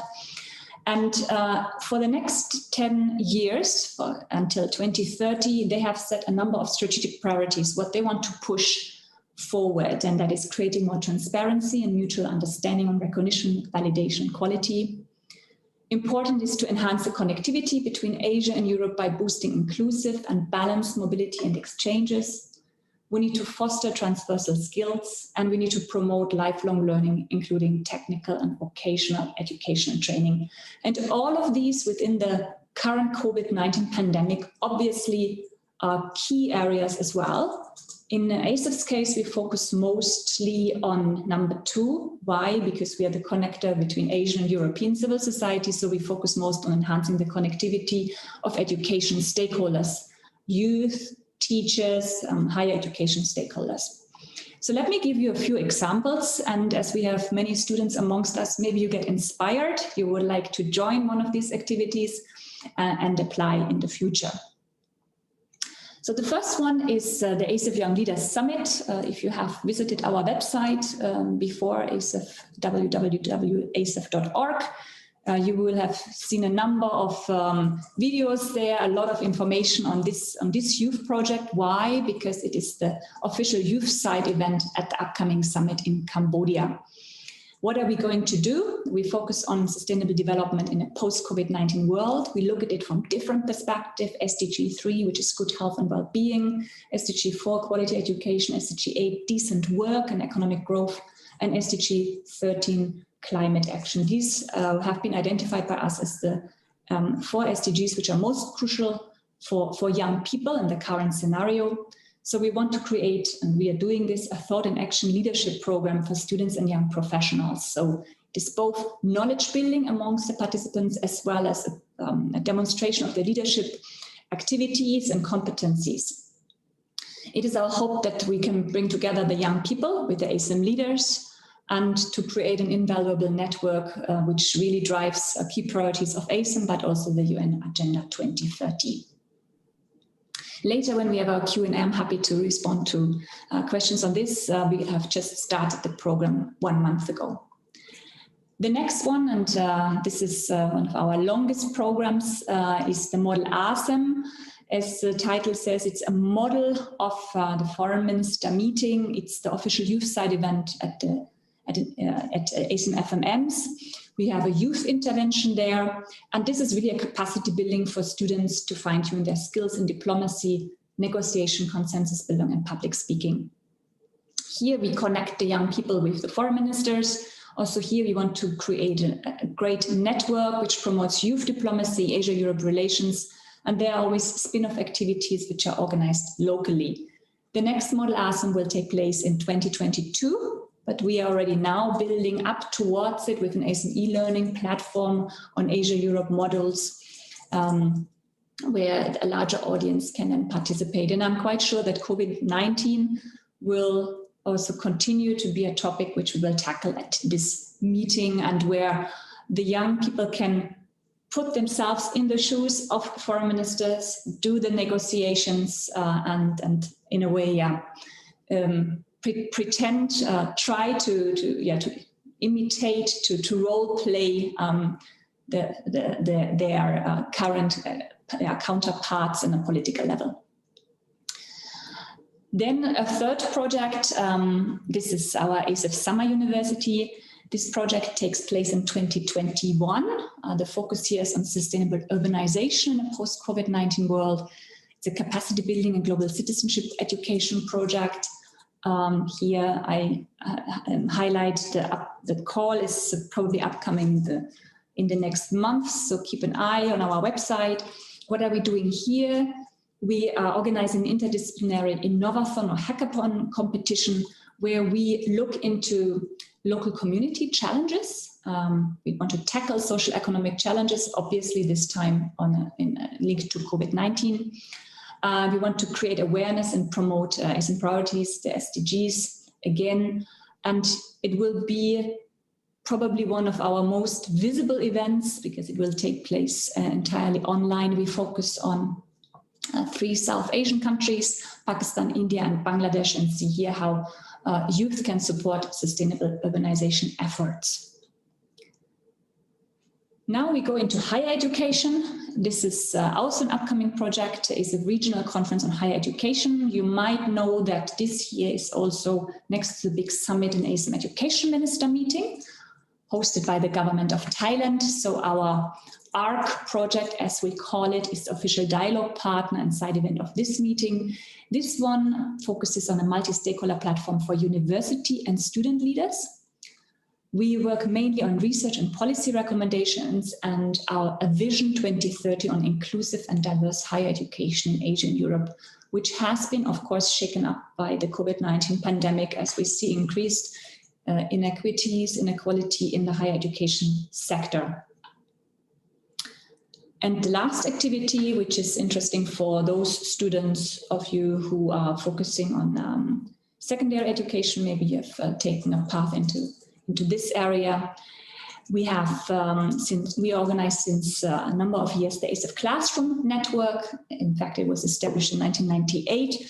And this has been so far the only platform in Asia and Europe that facilitates connectivity amongst secondary, high and vocational schools. So this is a sustainable network of teachers and then also transcends to students to discuss and apply education technology as well as education for sustainable development. We have focused last year already on health and well-being of teachers and students. This is one topic which we have seen in the education sector is taking an increasing importance, and we will continue to do so also in 2021. And now I think I'm ready to show our Menti results. I hope you have been busy while I was speaking to key in a number of words. Let me just share my screen. I stopped sharing my PowerPoint and I share now.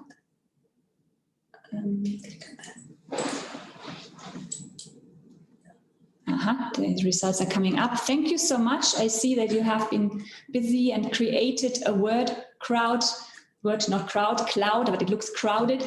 In your view, how should the new normal look? Keywords only. Well, you would like to have a safe and healthy new normal. Of course, there are a lot of words coming up and keywords which are linked to sustainability, what is important to keep us safe and healthy, wearing a mask. Social distancing, we hope that we can replace this by physical distancing, but not the social element to it.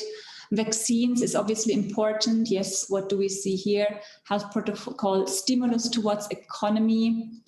Let me see here as well. Hybrid events, yes, to ensure more access to opportunities, especially in the field of education. What do we have here as well? Somebody hopes to go out without a mask again. We keep fingers crossed. Somebody sees the new normal as beautiful. Let me see here. What we have here, you can still continue if you see some words which you would like to highlight. You can reinforce it. Sustainable tourism is important. The conference takes place in Bali, and I know that having visited Bali a few times, this is a big topic there as well. So as a summary, I leave it open. You can continue also throughout the engagement now during the Q&A session. I think the focus should be on sustainability, more emphasis on that, and then obviously development. Thank you so much. This is it from my side. And I think I hand over back to our moderator for the next speaker. Thank you. Right. Thank you, Ms. Nagarajan, for your interesting and unique perspective that you have brought about the work that you have done through ASEM and also your engagement with the public to ask the public what is the meaning of the new normal. That is very interesting because we have many perspectives from the public. All right, now we are entering the question and answers sessions. I would like to inform again to the audience, if you wish to ask questions, please write in the chat room and Also write your name and mentions to which presenter you wish to address your questions. Also with us today, we have questions during the registrations, and I have clustered into 3 themes. One is about the challenges, the second is about the benefit, and the third is about the strategies and diplomacy. First is about the challenges. There are questions from Fania Roseliza from the Ministry of Foreign Affairs, Indonesian Ministry of Foreign Affairs. Also from Kadek Putra Pratama from Udayana University, Hilal from Udayana University, Fiona from Brawijaya University, Tasya and Ngurah Intan from Udayana University. The challenges that is asked by the audience is about the challenges that is faced by ASEM. I assume that when the audience mean ASEM, it's also not only about the collaboration among countries in Asia and Europe, but also the particular experience from the partners. Particularly here is from the experience from Russia, the experience from Indonesia, and also the experience from the ASEM. Particularly because there were disputes occur along the relationship between Asia and Europe. What is the biggest challenges that Asia and Europe need to face to overcome the COVID-19 pandemic? That's the first theme, the first cluster of questions. And the second cluster of questions is about the benefit. Haril Anwar, the Indonesian Embassy in Doha, Nicholas Yesafa, and Hendra Manurung from Pajajaran University asked similar questions about the benefit. How ASEM cooperation can benefit its members to survive from COVID-19? How Asia and Europe meeting will have beneficial effect on Indonesian national economy? What kind of benefit could this normal brings to our economy? That's the second cluster of questions. The third cluster of questions is about strategies and diplomacy. There are audience such as Marcelino Andrian from Udayana University, Keneza from Udayana also, and Nadia from Udayana University, and also Widita from Gajah Mada University. The question is about the future plan for pandemic recovery. Also includes the question about what is the relevancy of cultural diplomacy to deal with COVID-19 crisis. And also the audience asks about the different approaches and mechanism in each country based on their recovery time from COVID-19 pandemic. We would like to hear the experience from Russia, from Indonesia, and from the interaction in ASEM. About the strategies in diplomacy, there was also questions about how does ASEM view the significance of Asia-Europe digital economy connectivity in regard to post-pandemic recovery. That's the third cluster of questions. And also about the strategy, particularly the questions to Ms. Leonina Garajan. The question from Catur Hadianto, Indonesian Embassy in Brussels. The question is, how ASEF embrace new normal in education? What are the challenges in new normal education? So those are the third themes of questions. I would like to invite the speaker to answer those questions. Probably we begin with the first speaker. We would like to invite Mr. Eriza. The floor is yours.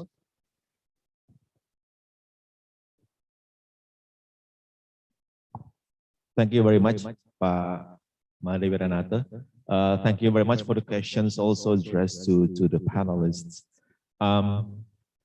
First about the challenges. As I have mentioned before in my presentation, one of the strengths, but at the very same time, it is the weakness of ASEM, is the informality of the process itself.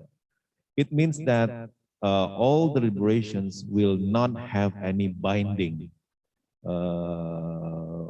agreements. So it's all what we discussed at length and what are formulated into a document that everyone can live with, that everyone can accept.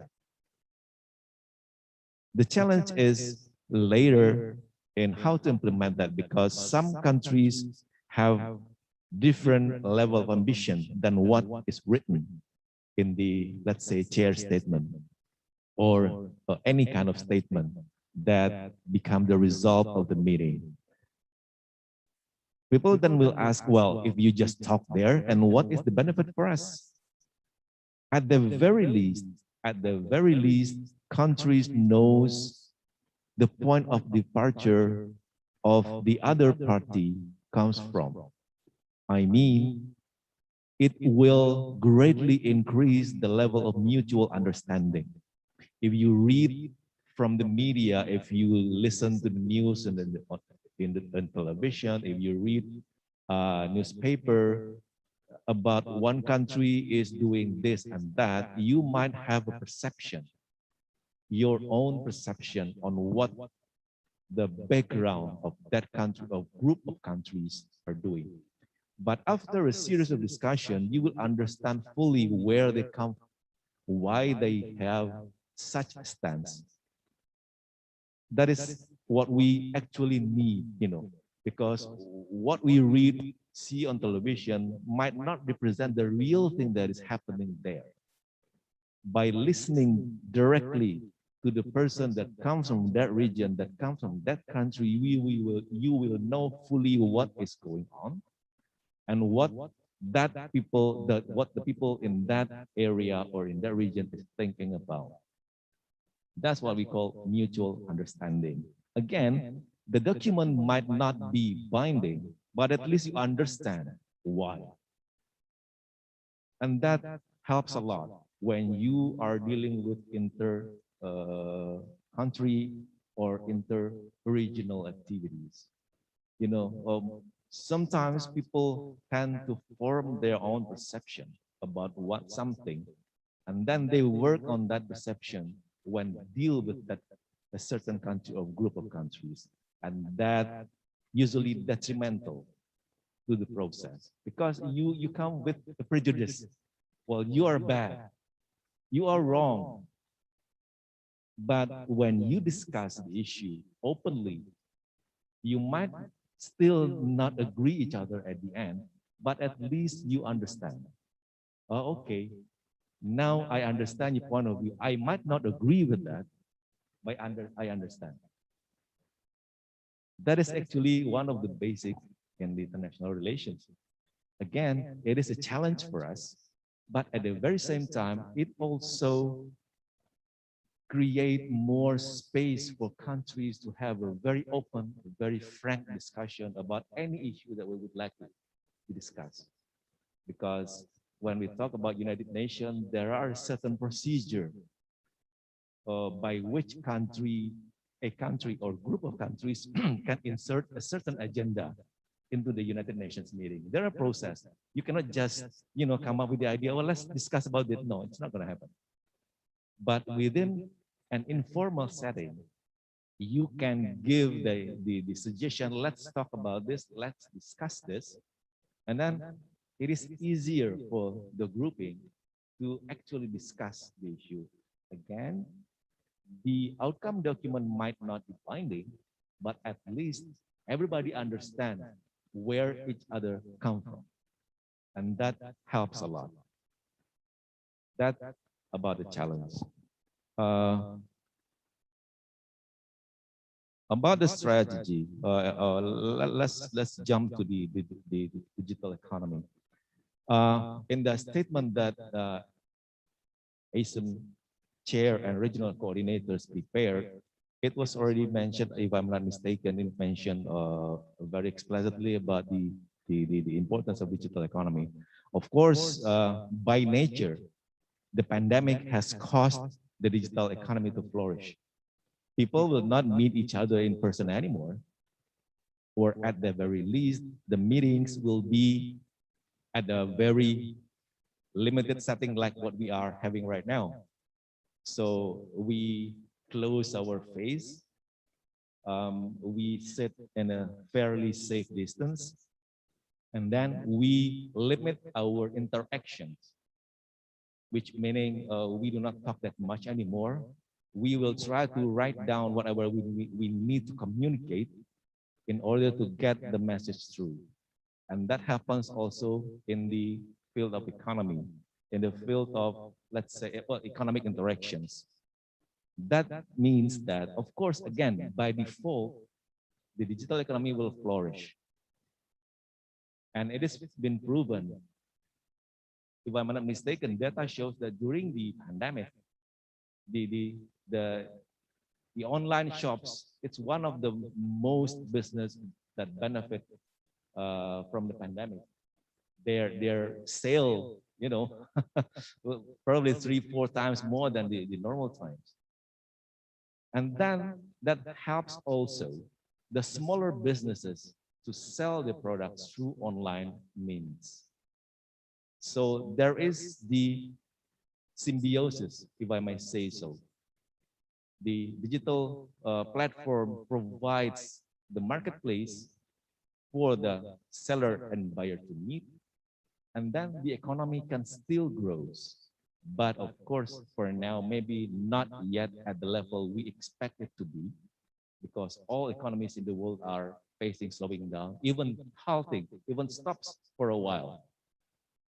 Of course, now it's reviving, but there was a point in which the economy stops. But now, with the help of digital technology, lots of economies are attaining the benefit, and then hopefully very soon it will flourish again. And then the challenges come again. When people are flocking into the digital network, and then the problem, the challenge is how to provide, you know, affordable data package to provide more routers or BTS for mobile telephones. That will be the challenges to make sure that everybody can have access to the digital economy. At a certain point of time, probably you can only access internet for certain points in your city, but hopefully in the very near future, we can see that people can access the digital platform anywhere in the world, even at the paddy fields at Sawah probably, or wherever you might need to have access to the internet. Now it's not there yet, but hopefully very soon. But then again, digital economy helps a lot for the people to keep their interaction during the pandemic. And then in the new normal, we will of course utilize more of the digital platform. Thank you.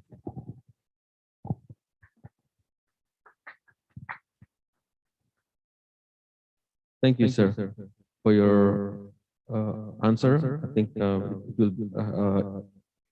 it gives information to us all about those three topics. Now let's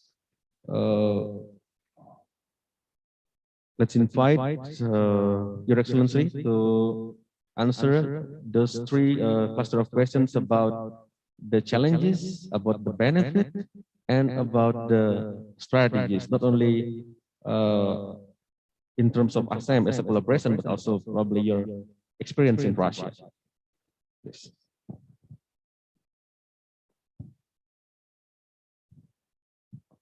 Thank you so much, Pak Made Wiranata.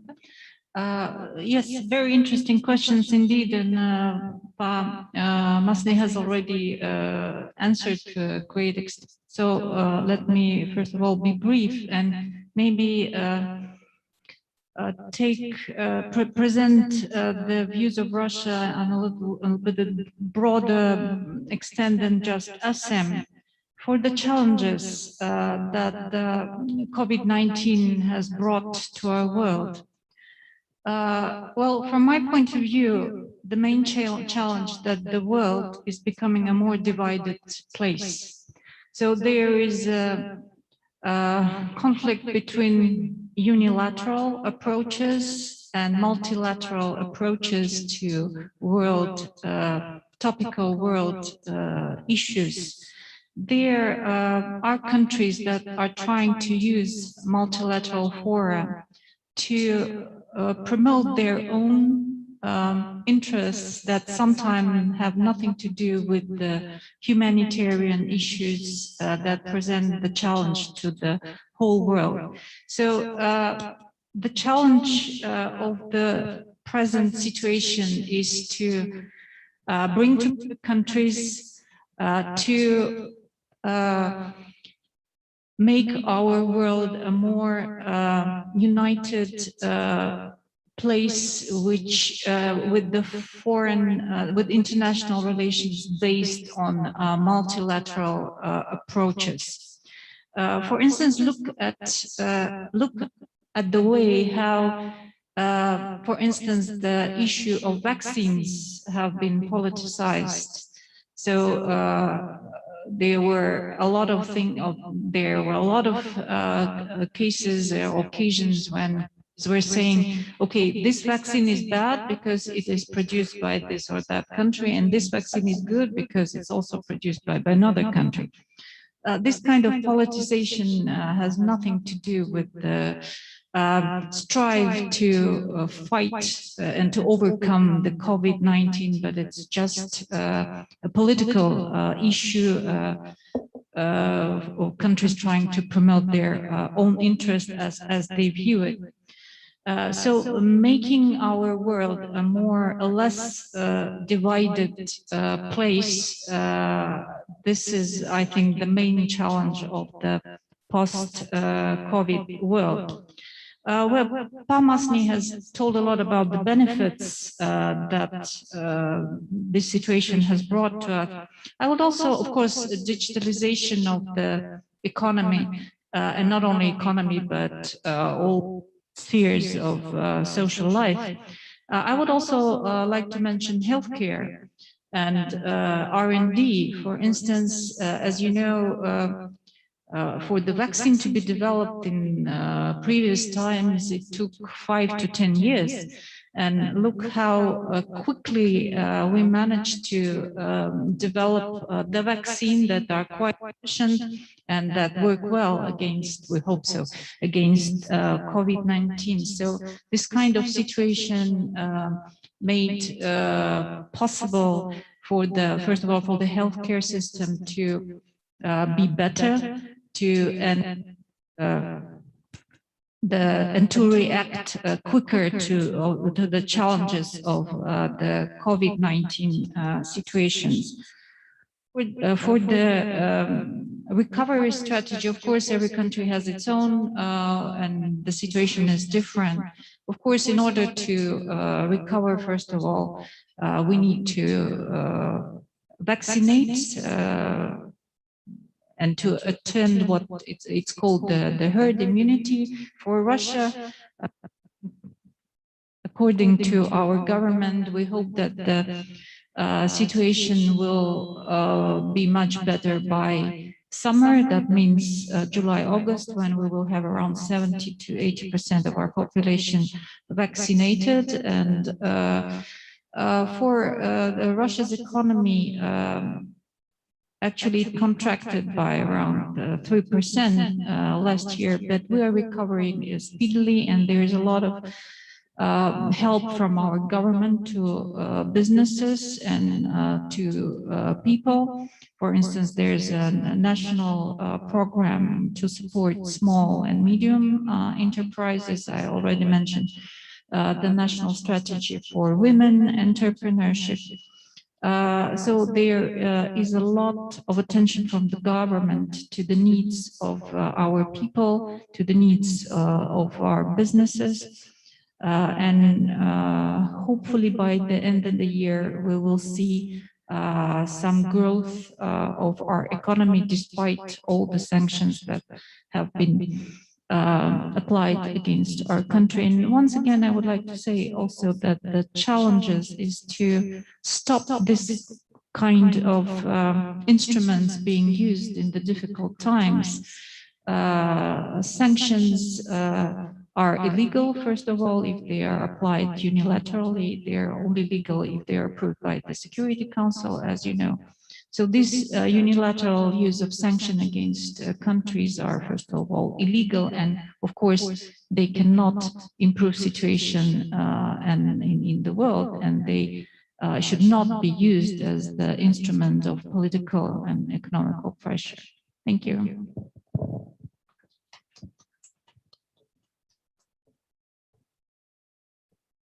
Thank you, Your Excellency. Now let's invite the third speaker, Ms. Nagarajan, to answer the question.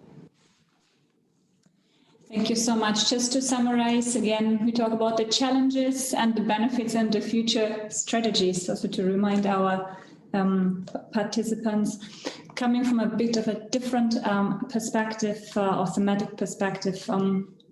First of all, last year when COVID-19 raged across the continents, I just would like to remind that in 185 countries, we had over 1.5 billion learners who were not able to go to their education institutions. And these were 80% of the total enrolled learners. So this is a massive amount, a massive number. And when it comes to challenges, the biggest challenge over the last year was that we just saw, especially in the education system, that the pandemic has exacerbated existing inequalities. Not all the countries were the same way affected. Not all the learners were the same way affected. It depended very much on the governmental systems, on education systems. Here in Singapore, we were blessed. For example, the schools were only for 1 month in a home-based learning mode. Otherwise, they were open throughout the last year and continue to be open. Whereas in other countries across Europe and Asia, the systems are struggling and majority of the children are still at home trying to catch up. So biggest challenge here, again, the progress of learning, the inequality of learning. We are already positioning, or the pandemic has positioned here the starting point very differently from students in higher developed countries and lower developed countries. What kind of benefit can we see here? Well, there are only a few benefits. The biggest one is that education systems are reviewed right now. How ready are they? How active are they?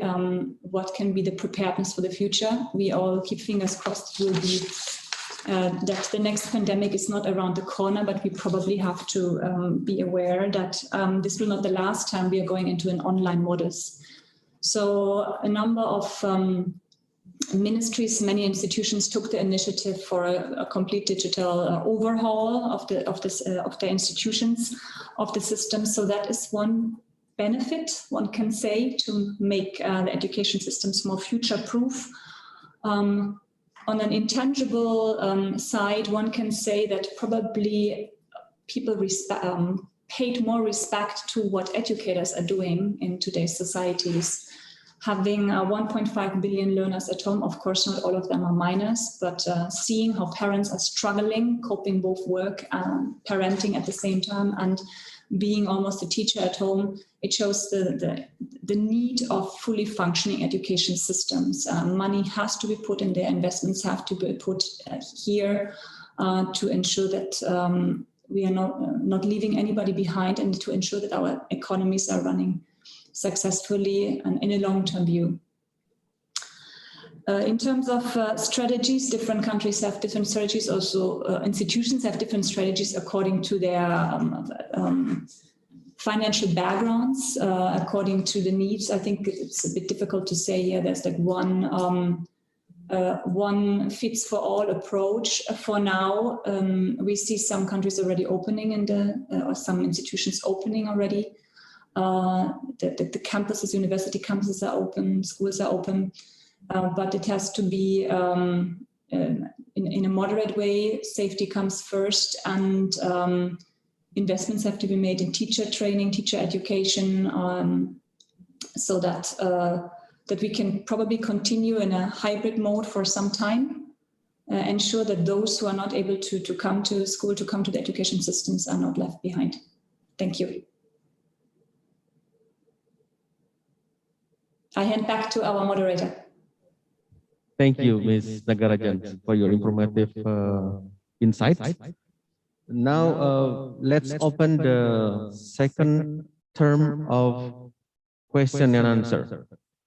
In our chat room, we have collected 2 questions, and we would like to invite the audience in this meeting room whether there is questions need to be asked to the presenter. I will read the question first from the chat room, and then I will give chance to our students here in this meeting room. The first question is from Lutfi Jatnika, Indonesian Embassy in Antananarivo. Given the non-interventionist nature of ASEM, how does ASEM play a role in resolving the issues faced by countries in Asia and Europe? For example, the political situation in Myanmar, in which ASEAN itself has challenges in dealing with. The second question, how does ASEM play a role in facilitating bi-regional dialogues? How many bi-regional dialogues have been established at the moment? That's the question from Bapak Lutfi Jatnika. The second question from Gabriel Wiswanathan from Udayana University. He asked questions to Her Excellency Mrs. Vorobieva and Bapak Masni about the vaccine distribution. How to make sure that the vaccination could be accessed equally globally, and how we could differentiate the effective vaccines in the context of eliminating the prejudice and bias about the vaccine that has been politicized. That's the question from Gabriel Wiswanathan. I would like to invite the students in this room who probably want to raise questions. Yes, the students. Please send in for the microphone to her.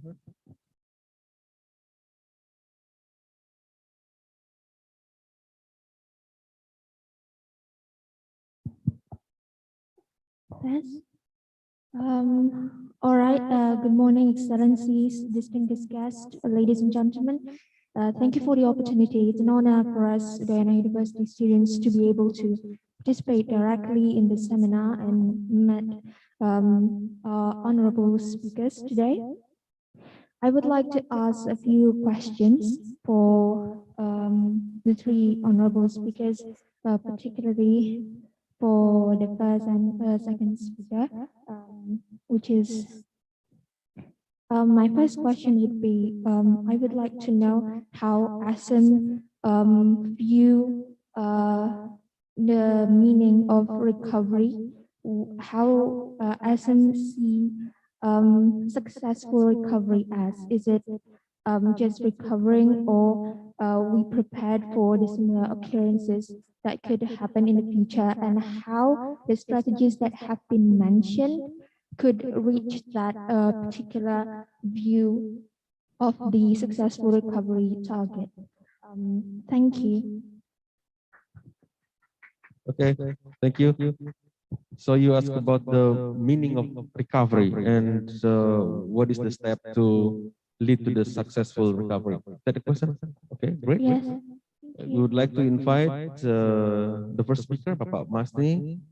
Probably would like to answer those questions. There are three persons from the audience who ask questions. Please. Thank you very much. Really appreciate the enthusiasm of our participants and posing questions. Some are quite easy to answer with common sense. Some are much more difficult, actually. Because, you know, when people see that officers or leaders of lots of countries gather and have a discussion, people usually have high hope that that meeting will come out with something that all countries will directly implement. But unfortunately, that's not always the case. And again, ASEM is not a formal process, is a non-binding process, an informal process. And then again, the benefit of having discussion within ASEM is that having the open and frank discussion, and you can understand exactly what is happening with your partner. Now come to one of the current problems that the world is facing right now in Myanmar. As you can see, ASEM is not actually in the position to play direct, and I have to highlight direct role in settling, in helping Myanmar to settle the problem. And again, this is a domestic problem in Myanmar, and all parties should encourage all parties in Myanmar to settle the problem by themselves. But of course, encouragement from countries outside Myanmar is needed to help them in solving their own problem. Yes, the principle, like in many other organizations, we observe the principle of non-interference, but we can play a role in many countries have helped Myanmar actually in trying to give them the lessons learned from other countries or regions in settling their own problems. Indonesia is one of that country that try to help Myanmar by many ways. We in Indonesia has experienced a transition from what we call Orde Baru to the era reformasi, and lots of lessons that other countries can look into and learn from that experience. Whether or not our experience is relevant or implementable for them in their country, it is for them to decide, not for us. What we can do is share the experiences and share to them the lessons, what kind of lessons that we learn from that transition process. And then hopefully that can help them in settling their own problems. That is what many countries are doing right now. Well, some countries are trying to apply more pressure. It is for them also to decide. But if you observe how Indonesia and how other ASEAN countries are responding to what the problem in Myanmar that we have right now, then you can directly see. That would be my opinion on what ASEM can do in this. We can push for, not push actually, that is not probably the correct terminology to use, how to encourage them to find their solution by giving them examples. And now, how to about the vaccine is it from Gabriel? Yes. Many countries have their own authorities in deciding whether or not a vaccine can be used for their people. Every country. Some countries has that regionally. They work together. They have a pool of experts and they have joint research to try to make sure and to decide whether or not a certain vaccine can be used within their territory and to their people. In Indonesia, we have Badan POM, and we even have Majelis Ulama to decide whether or not a vaccine is halal for those who believe in the requirement of halal product to be administered to them. Usually it could be quite lengthy, but given the emergency situation, all parties that we know are working very hard to make sure that their work can be completed as soon as possible so that we can start to administer the vaccines to our people. And you can see in many countries now, after the standard process within the regulation of that certain countries, they have started to administer the vaccine. Now about the access, of course, there are, you might have heard about the term vaccine nationalism, because it is quite understandable that for every government in the world, the #1 priority is to make sure that they have access to vaccine and to make sure that their people can be vaccinated as soon as possible. Every country in the world, every government has that kind of priority. But then, if, let's say, a richer country has their hands on the vaccine first, and then that somehow makes other countries' access to the vaccine is slower, then many people and many countries, including those in ASEM, think that that is not actually a very good situation. Why? Because in the interconnected world right now, even if, let's say, 100% of Indonesian people are vaccinated, that doesn't mean that the world is safe, because people are coming and going. How can you make sure that 100% that people that come to Indonesia is already been vaccinated and pose no health risk to anyone? So that's why what Pak Dirjen says, no one is safe until everyone is. That's why we are trying to push to make the vaccine as a global public good. That's what we are trying to push. That's what we are aiming at. Lots of countries are also have the access through multilateral facility. Our student colleagues here, students, friends, you can check the COVAX facility, in which Ibu Retno is one of the, if I'm not mistaken, co-chair. That's one of the way for countries to have access to the vaccine. Of course, governments will conduct procurement directly to the companies that produce the vaccine. Indonesia is doing our way to have access, and many other countries have the same thing happening right now. So those are the points. There are access. We are trying to make the vaccine to be the global public good. And then, of course, each country has their own mechanism, standard operating procedure or regulation to decide whether or not the vaccine is good to be administered to their own people. And how does ASEM views recovery? Probably the term build back better would be a good answer to that. And that applies not only actually to pandemics, because the term build back better is not really new. It's a terminology that's been used for years for countries in addressing emergencies. So we are viewing now the way we are handling with emergencies, including this pandemic, in a big cycle. When something happens, you will have a response, and then you will have a recovery stage.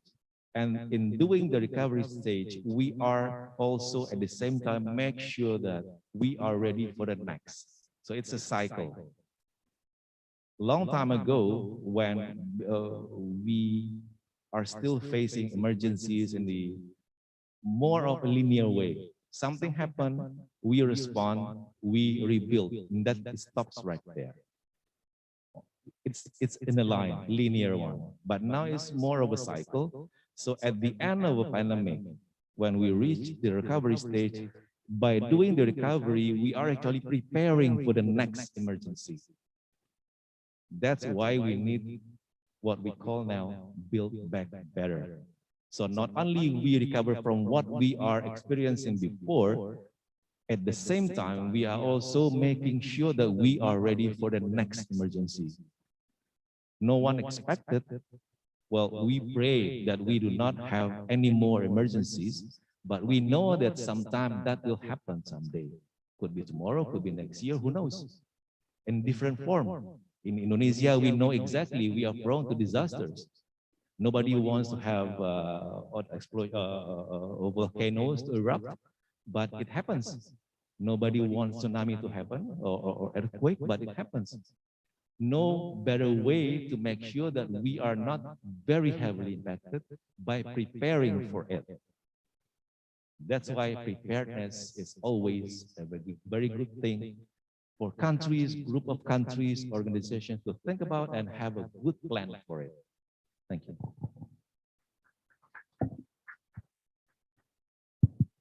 Thank you, Bapak Masni. Now let's invite Her Excellency, Mrs. Vorobieva, to answer the 3 questions. Thank you so much. First of all, about the ASEM capability to solve problems, I would echo what Pa Masni said, that actually ASEM being a platform for informal dialogue is not in a position to solve the problems. And of course, Russia strictly adheres to the principle of non-interference in the domestic affairs of other countries. So the way is to encourage dialogue, to actually we support to a full extent the efforts of ASEAN to deal with the situation in Myanmar. And but of course, every time that the world faces a situation in that or this country, it's a very sensitive issue, how to engage, not to apply illegal political instruments, not to interfere in the domestic affairs, but at the same time probably show the way, encourage dialogue between the parties involved, encourage a peaceful resolution of the conflicts that prevent people from dying, actually. So that would be my response on how ASEM can or cannot actually solve the regional problems. Also, in the same question, there was, I think, mentioned an interregional dialogue. We fully, as I said in my presentation, we fully support all the efforts to establish interregional dialogues, for instance, between ASEAN and Shanghai Cooperation Organization, between ASEAN and Eurasian Economic Union. This kind of contacts between regions, we believe, can lead to very good results in promoting cooperation, into ensuring that people in our regions have a better life. Actually, that is the target of any cooperation, to make life of the people in every country, respective country or region better. That's That's how we see it. On an equal vaccine distribution, well, of course, now probably we can see not only vaccine nationalism, but vaccine wars going on in the world. And of course, the problem is that, unfortunately, what we saw in the last 6 months, that there is not enough vaccines in the world. So, and the problem is to ensure that every country has, and every person in the world has access to the vaccine. They have been multilateral mechanism established, as Pamasni mentioned, COVAX, but at least countries should not install a prejudice, as also has been mentioned in the question, and biased approach to vaccines produced in this or that countries, not to try to prevent a country getting a vaccine from this or that country. That has nothing to do with humanitarian issue. It's a purely political situation. I can tell you, without mentioning the names of the country, that one big country tried to prevent another country to get the Russian vaccine, but without giving anything instead. They just say, no, you don't buy, or you don't produce the Russian vaccine, just don't. We will not give you our own, but please don't do that, or we'll have sanctions against you. That is totally that has nothing to do with a humanitarian approach. It's a totally political approach and trying to push your own interests in the agenda that should be purely humanitarian. And of course, the role of mass media is huge. Have you heard, well, maybe recently, yes, but in 6 months ago, something good in the Western mass media about Sputnik V, the Russian vaccine? Nothing was mentioned, and only it has been proven that Sputnik V is 91% efficient. It doesn't have any, practically no side effects. It's quite cheap, actually, and it is logistically, it's easy to transport. Only after the publication in the Lancet International magazine, actually, the Sputnik V started to be mentioned in the mainstream mass media. That is also an absurd situation. And Russia is ready to share. As I told you, Sputnik V has been already registered in around 60 countries in the world, including, by the way, Muslim countries as well, like the Emirates, Egypt, Pakistan, Palestine. And it is being produced not only in Russia, but in the Emirates, also in South Korea and other countries. So in this difficult situation, to really ensure that everyone has, there's an equal distribution of vaccine, that there is no discrimination in vaccine procurement. At least countries should abandon this politicized approach to the issue of vaccine. On the third question on what is successful recovery, I think I also would agree with Pamasni totally that we will be sure that the recovery after the COVID-19 is successful only if we are able to learn our lessons from COVID-19 and ensure that we're ready, we're prepared for an emergency situation in the future. And I think COVID-19, unfortunately, gave us a lot of opportunity to ensure that we are prepared to future, well, let's say, problems. So only if we learn our lessons and establish a system that would help us to prevent this kind of disasters to happen in the future. Thank you.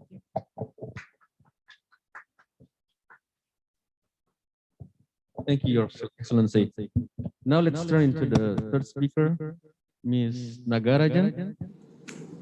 Like to hear your perspective. Yes, thank you. I would like to compliment the students for the question, and I in particular like the emphasis on what is success in recovery. I think success is a very diverse term, or can lead to many different interpretations. And in the education sector, it's, I mean, you know it, I now refer to the student, you know, you can measure it based on numbers, very tangible, concrete outcomes in exams, but you can also measure your education success in many other ways. And these are the intangible areas. And I think this is something which Ambassador Borobieva has also touched upon in her remarks. Looking now from an education and cultural perspective, I think a successful recovery is within an ASEM context, that if we are learning our lessons in terms of intercultural understanding. I have recently read a study by the Erasmus Student Network. They made a major survey with about 18,000 students on the impact of COVID-19 to their life. And when it comes to intercultural understanding or not understanding, I look at the numbers, 24% of all the Italian students who responded to that survey and 19% of the Asian students have experienced discrimination based on their nationalities, either to a great extent or to a very great extent. So when it comes to success in recovery, our success is definitely if we are able to overcome certain prejudices.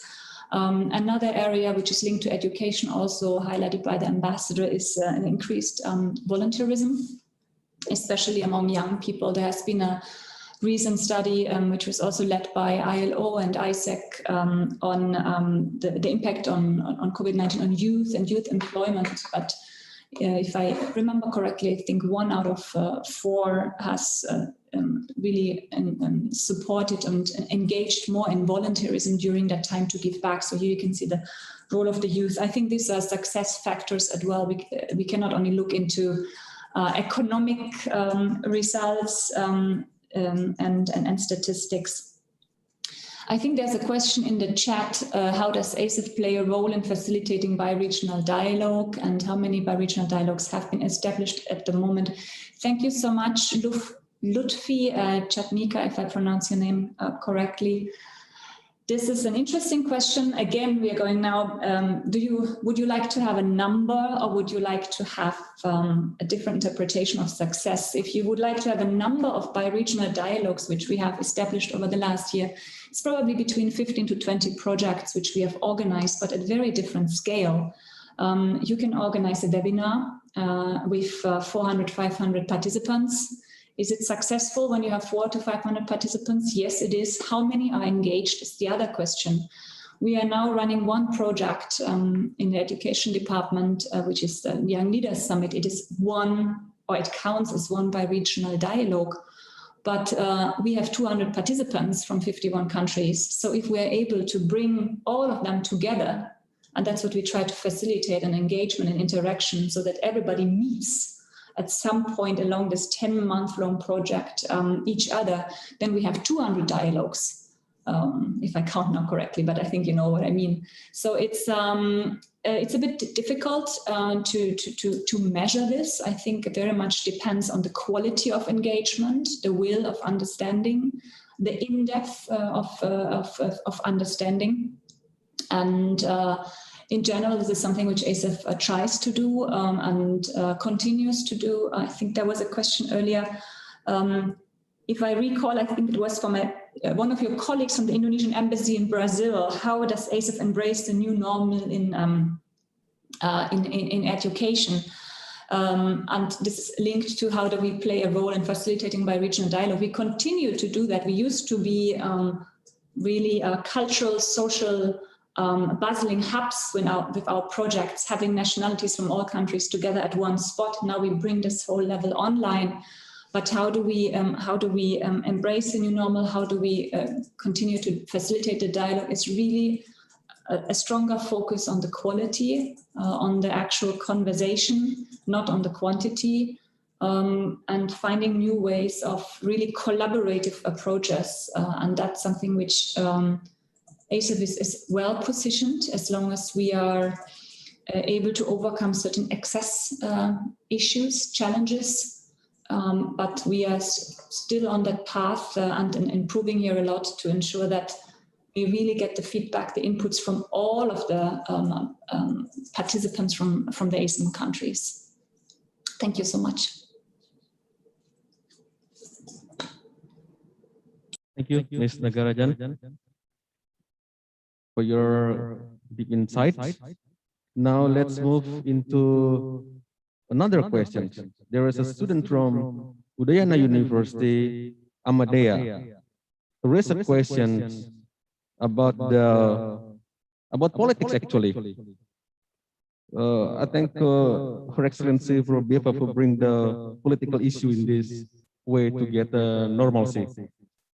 The question is about, from Amadea, the question is about how to assess the recovery process from one country. Oh, this country, you will get recovered for 10 in the next 10 years, or this country would be in 15 years. So what sources that will be the reference for those kind of assessment?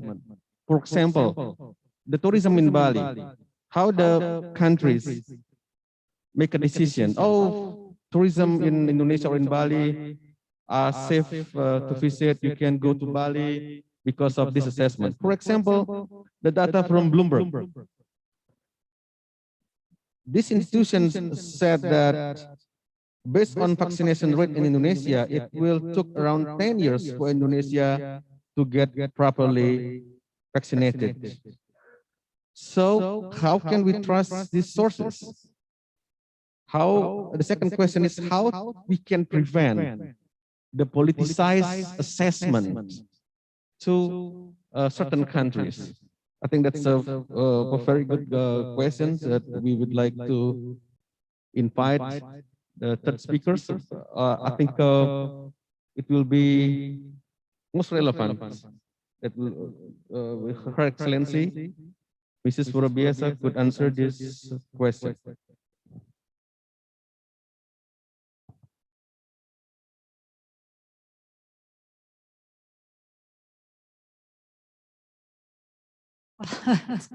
I think, thank you for this very interesting questions. How to prevent the politicizing of the assessment of the, as I understand correctly, the meaning of the questions, how to prevent politicizing of the assessment of recovery process in this or that country. Well, unfortunately, I think it's not easy to do so because actually, if you look at the reason why there is politicizing of this kind of issues, it's unfair competition, let us say so. Because this or that country which is trying to politicize that or that issue is trying to promote its own interest at the detriment of the interest of other countries. It's unfair, and bigger countries who have more political and economical might have more instruments to do so. One of the instruments, of course, is mass media. So those who control the mass media have more ways to politicize and to bring this unfair competition in the international relations. If you refer to Russia, of course, we have been the target of this kind of unfair competition since 2014 in the recent times, so to say. Of course, the way to try to kind of phenomenon is to countries to promote principles of multilateralism, to ensure that this kind of distortion of information of situation should not happen. That is also what Russia is trying to promote in multilateral fora, in the United Nations, in ASEM, in all kind of international multilateral mechanisms. So the more countries cooperate and to ensure that the principles of multilateralism are being adhered to by international community, politicized, this kind of issues will become within the only way. Thank you. Thank you, Your Excellency. Bapak Masni, do you want to answer about the reference of information? How do we know that the certain country gets the recovery process? Thank you very much. Again, I agree with Ambassador Borobiepa. It's not that easy to answer, but I believe that every government has set their own target, and they will assess whether or not they have achieved their aim based on the parameters they set by their own. So that would be a very let's say it's a very nationalist, national approach, not nationalist, national approach. The government of Indonesia has set up our targets, and we do everything in our power to reach that target, and then we will evaluate that. We will make assessment based on that. And I believe that every government in the world are doing the same thing. Then, well, of course, there will be perception from others. We will say that, let's say, after, just assumption, let's say after we vaccinate, let's say 25% of our population, then we can announce that Indonesia is again open for the world.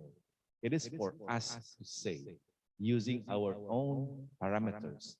But there is the problem of trust from the other side, whether or not they believe what we say. And that, of course, depends very much of the seriousness of the stakeholders within the country. The government has a plan, inviting all stakeholders to join the government, to help the government to make sure that we can recover earlier, including our economic recovery. But there is also a need to convince other people outside Indonesia. And I believe also every country is facing exactly the same thing. Bali is facing the exact same thing, like what Ambassador Ngurah Swajaya mentioned before. We have vaccinated our people. Bali, lots of Balinese have been vaccinated, and then there will be the next question from people from outside is whether or not Indonesia is ready to accept again tourism, to accept again foreign guests. How far are we ready to do that? We know that we are doing good, but there's always a problem whether or not people outside, people out there are convinced enough to come. All countries are facing the exact same thing. Thank you. Thank you, Bapak Masni. I would like to invite the opinion from Ms. Nagarajan. I know you are dealing with education and students. This question is about the validity of information, because during this information technology, there are many informations around the internet. So what is your opinion about the validity of information, particularly about the assessment of the recovery process of one particular country? And probably you could also answer how you educate the young people on to select the validity of information?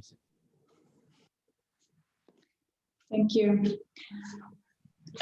Good question on how do we support our participants to select the quality of information. I mean, first of all, we are dealing with 51 countries, so there's a diversity of media outlets, but our working language is English, so there are obviously limited recommendations we can give to all participants when we deal with our project, what kind of media to consume. Without doubt, there is a challenge, especially with the millennial generation and the current Generation Z, when it comes to media consumption, because of an overflow of information. We do not only have an education sector a challenge with misinformation by media, we have also a challenge with the credibility of research. How much is research trusted? And this is not so much about research not doing its proper job, but the trust by general public on research. I mean, we have seen this in several countries right now, that you have movements which are people going on the street questioning research results. As an example, from the Young Leaders Summit, we always give tasks, assignments, individual tasks, but also group assignments when it comes to collaboration, when it comes to information media consumption. And the idea is really to connect and initiate a discussion, because only by initiating discussion, opening up new sources, you are able to form your own opinion. We are not dictating and not guiding any participant to a certain direction. That's not what we believe in. We believe in exposing them, giving them the opportunity to learn more, and then based on that, make an informed decision for what they have seen, what they have read. And all our projects, that goes back to the question, how can we ensure that there is no politicization of the current cause? I mean, this is our bread and butter activity, facilitating really this discourse and the debate. And only by doing this, it's probably the only path to ensure that we can create this intercultural understanding. Thank you. Thank you, Ms. Nagarajan. Let's give her applause. All right, I think we still have several minutes, probably for one question. Anybody in this room, students, want to ask? Okay, students over there. Is there from here? No? Okay, over there.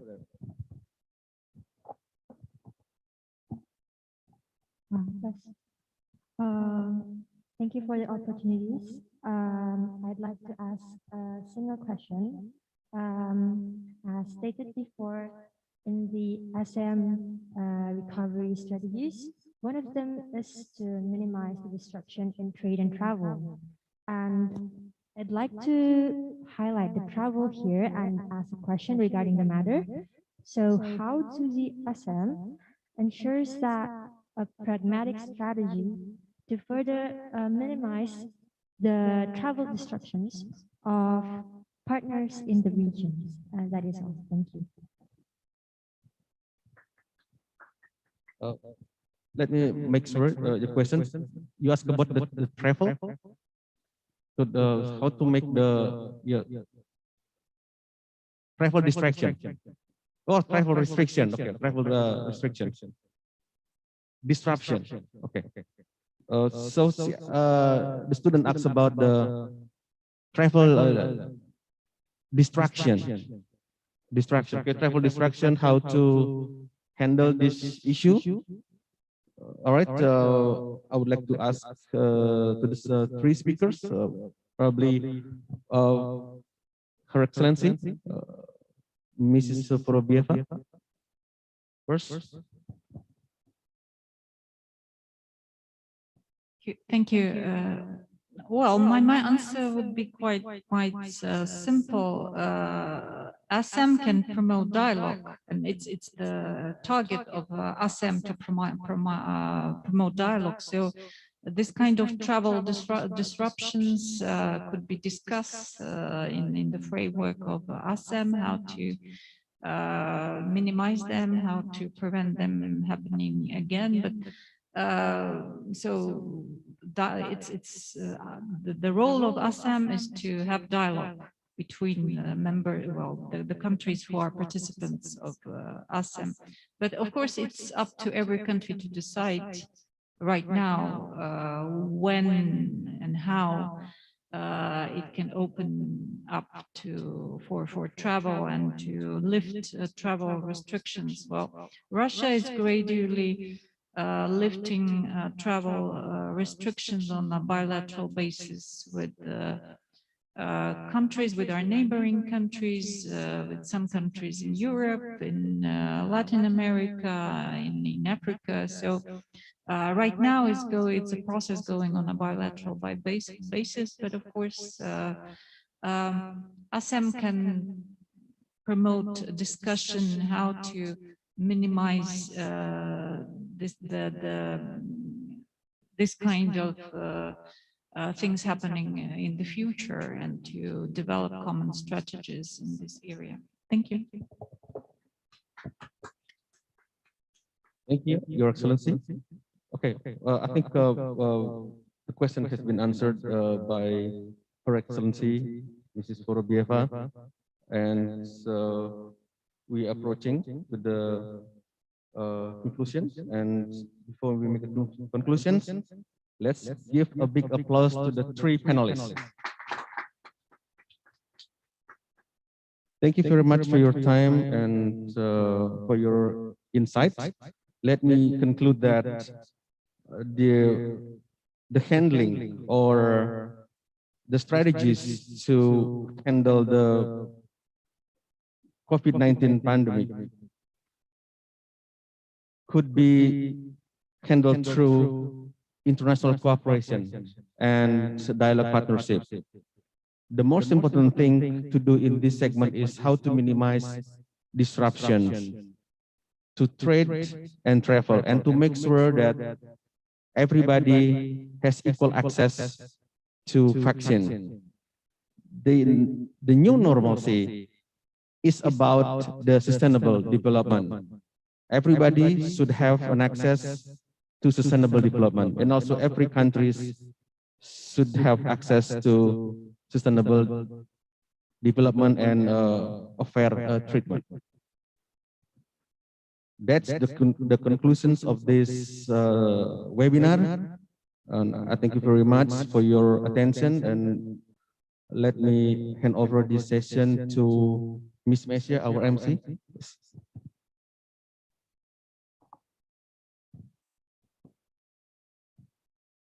Thank you, Mr. Imade Anung Wiranata, as the moderator for today. We would also like to thank all of the talk show speakers for today, Ambassador Ms. Lyudmila Forobieva, Mr. Mazni Eriza, and Ms. Leonina Garajan for the insightful presentation for today. Ladies and gentlemen, we would like to thank you very much for your active participation in today's seminar. We hope that you have found this afternoon discussion informative and useful. And for your information, today's live stream session will be available in Ditjen Amerop YouTube channel in the name of BAP Amerop.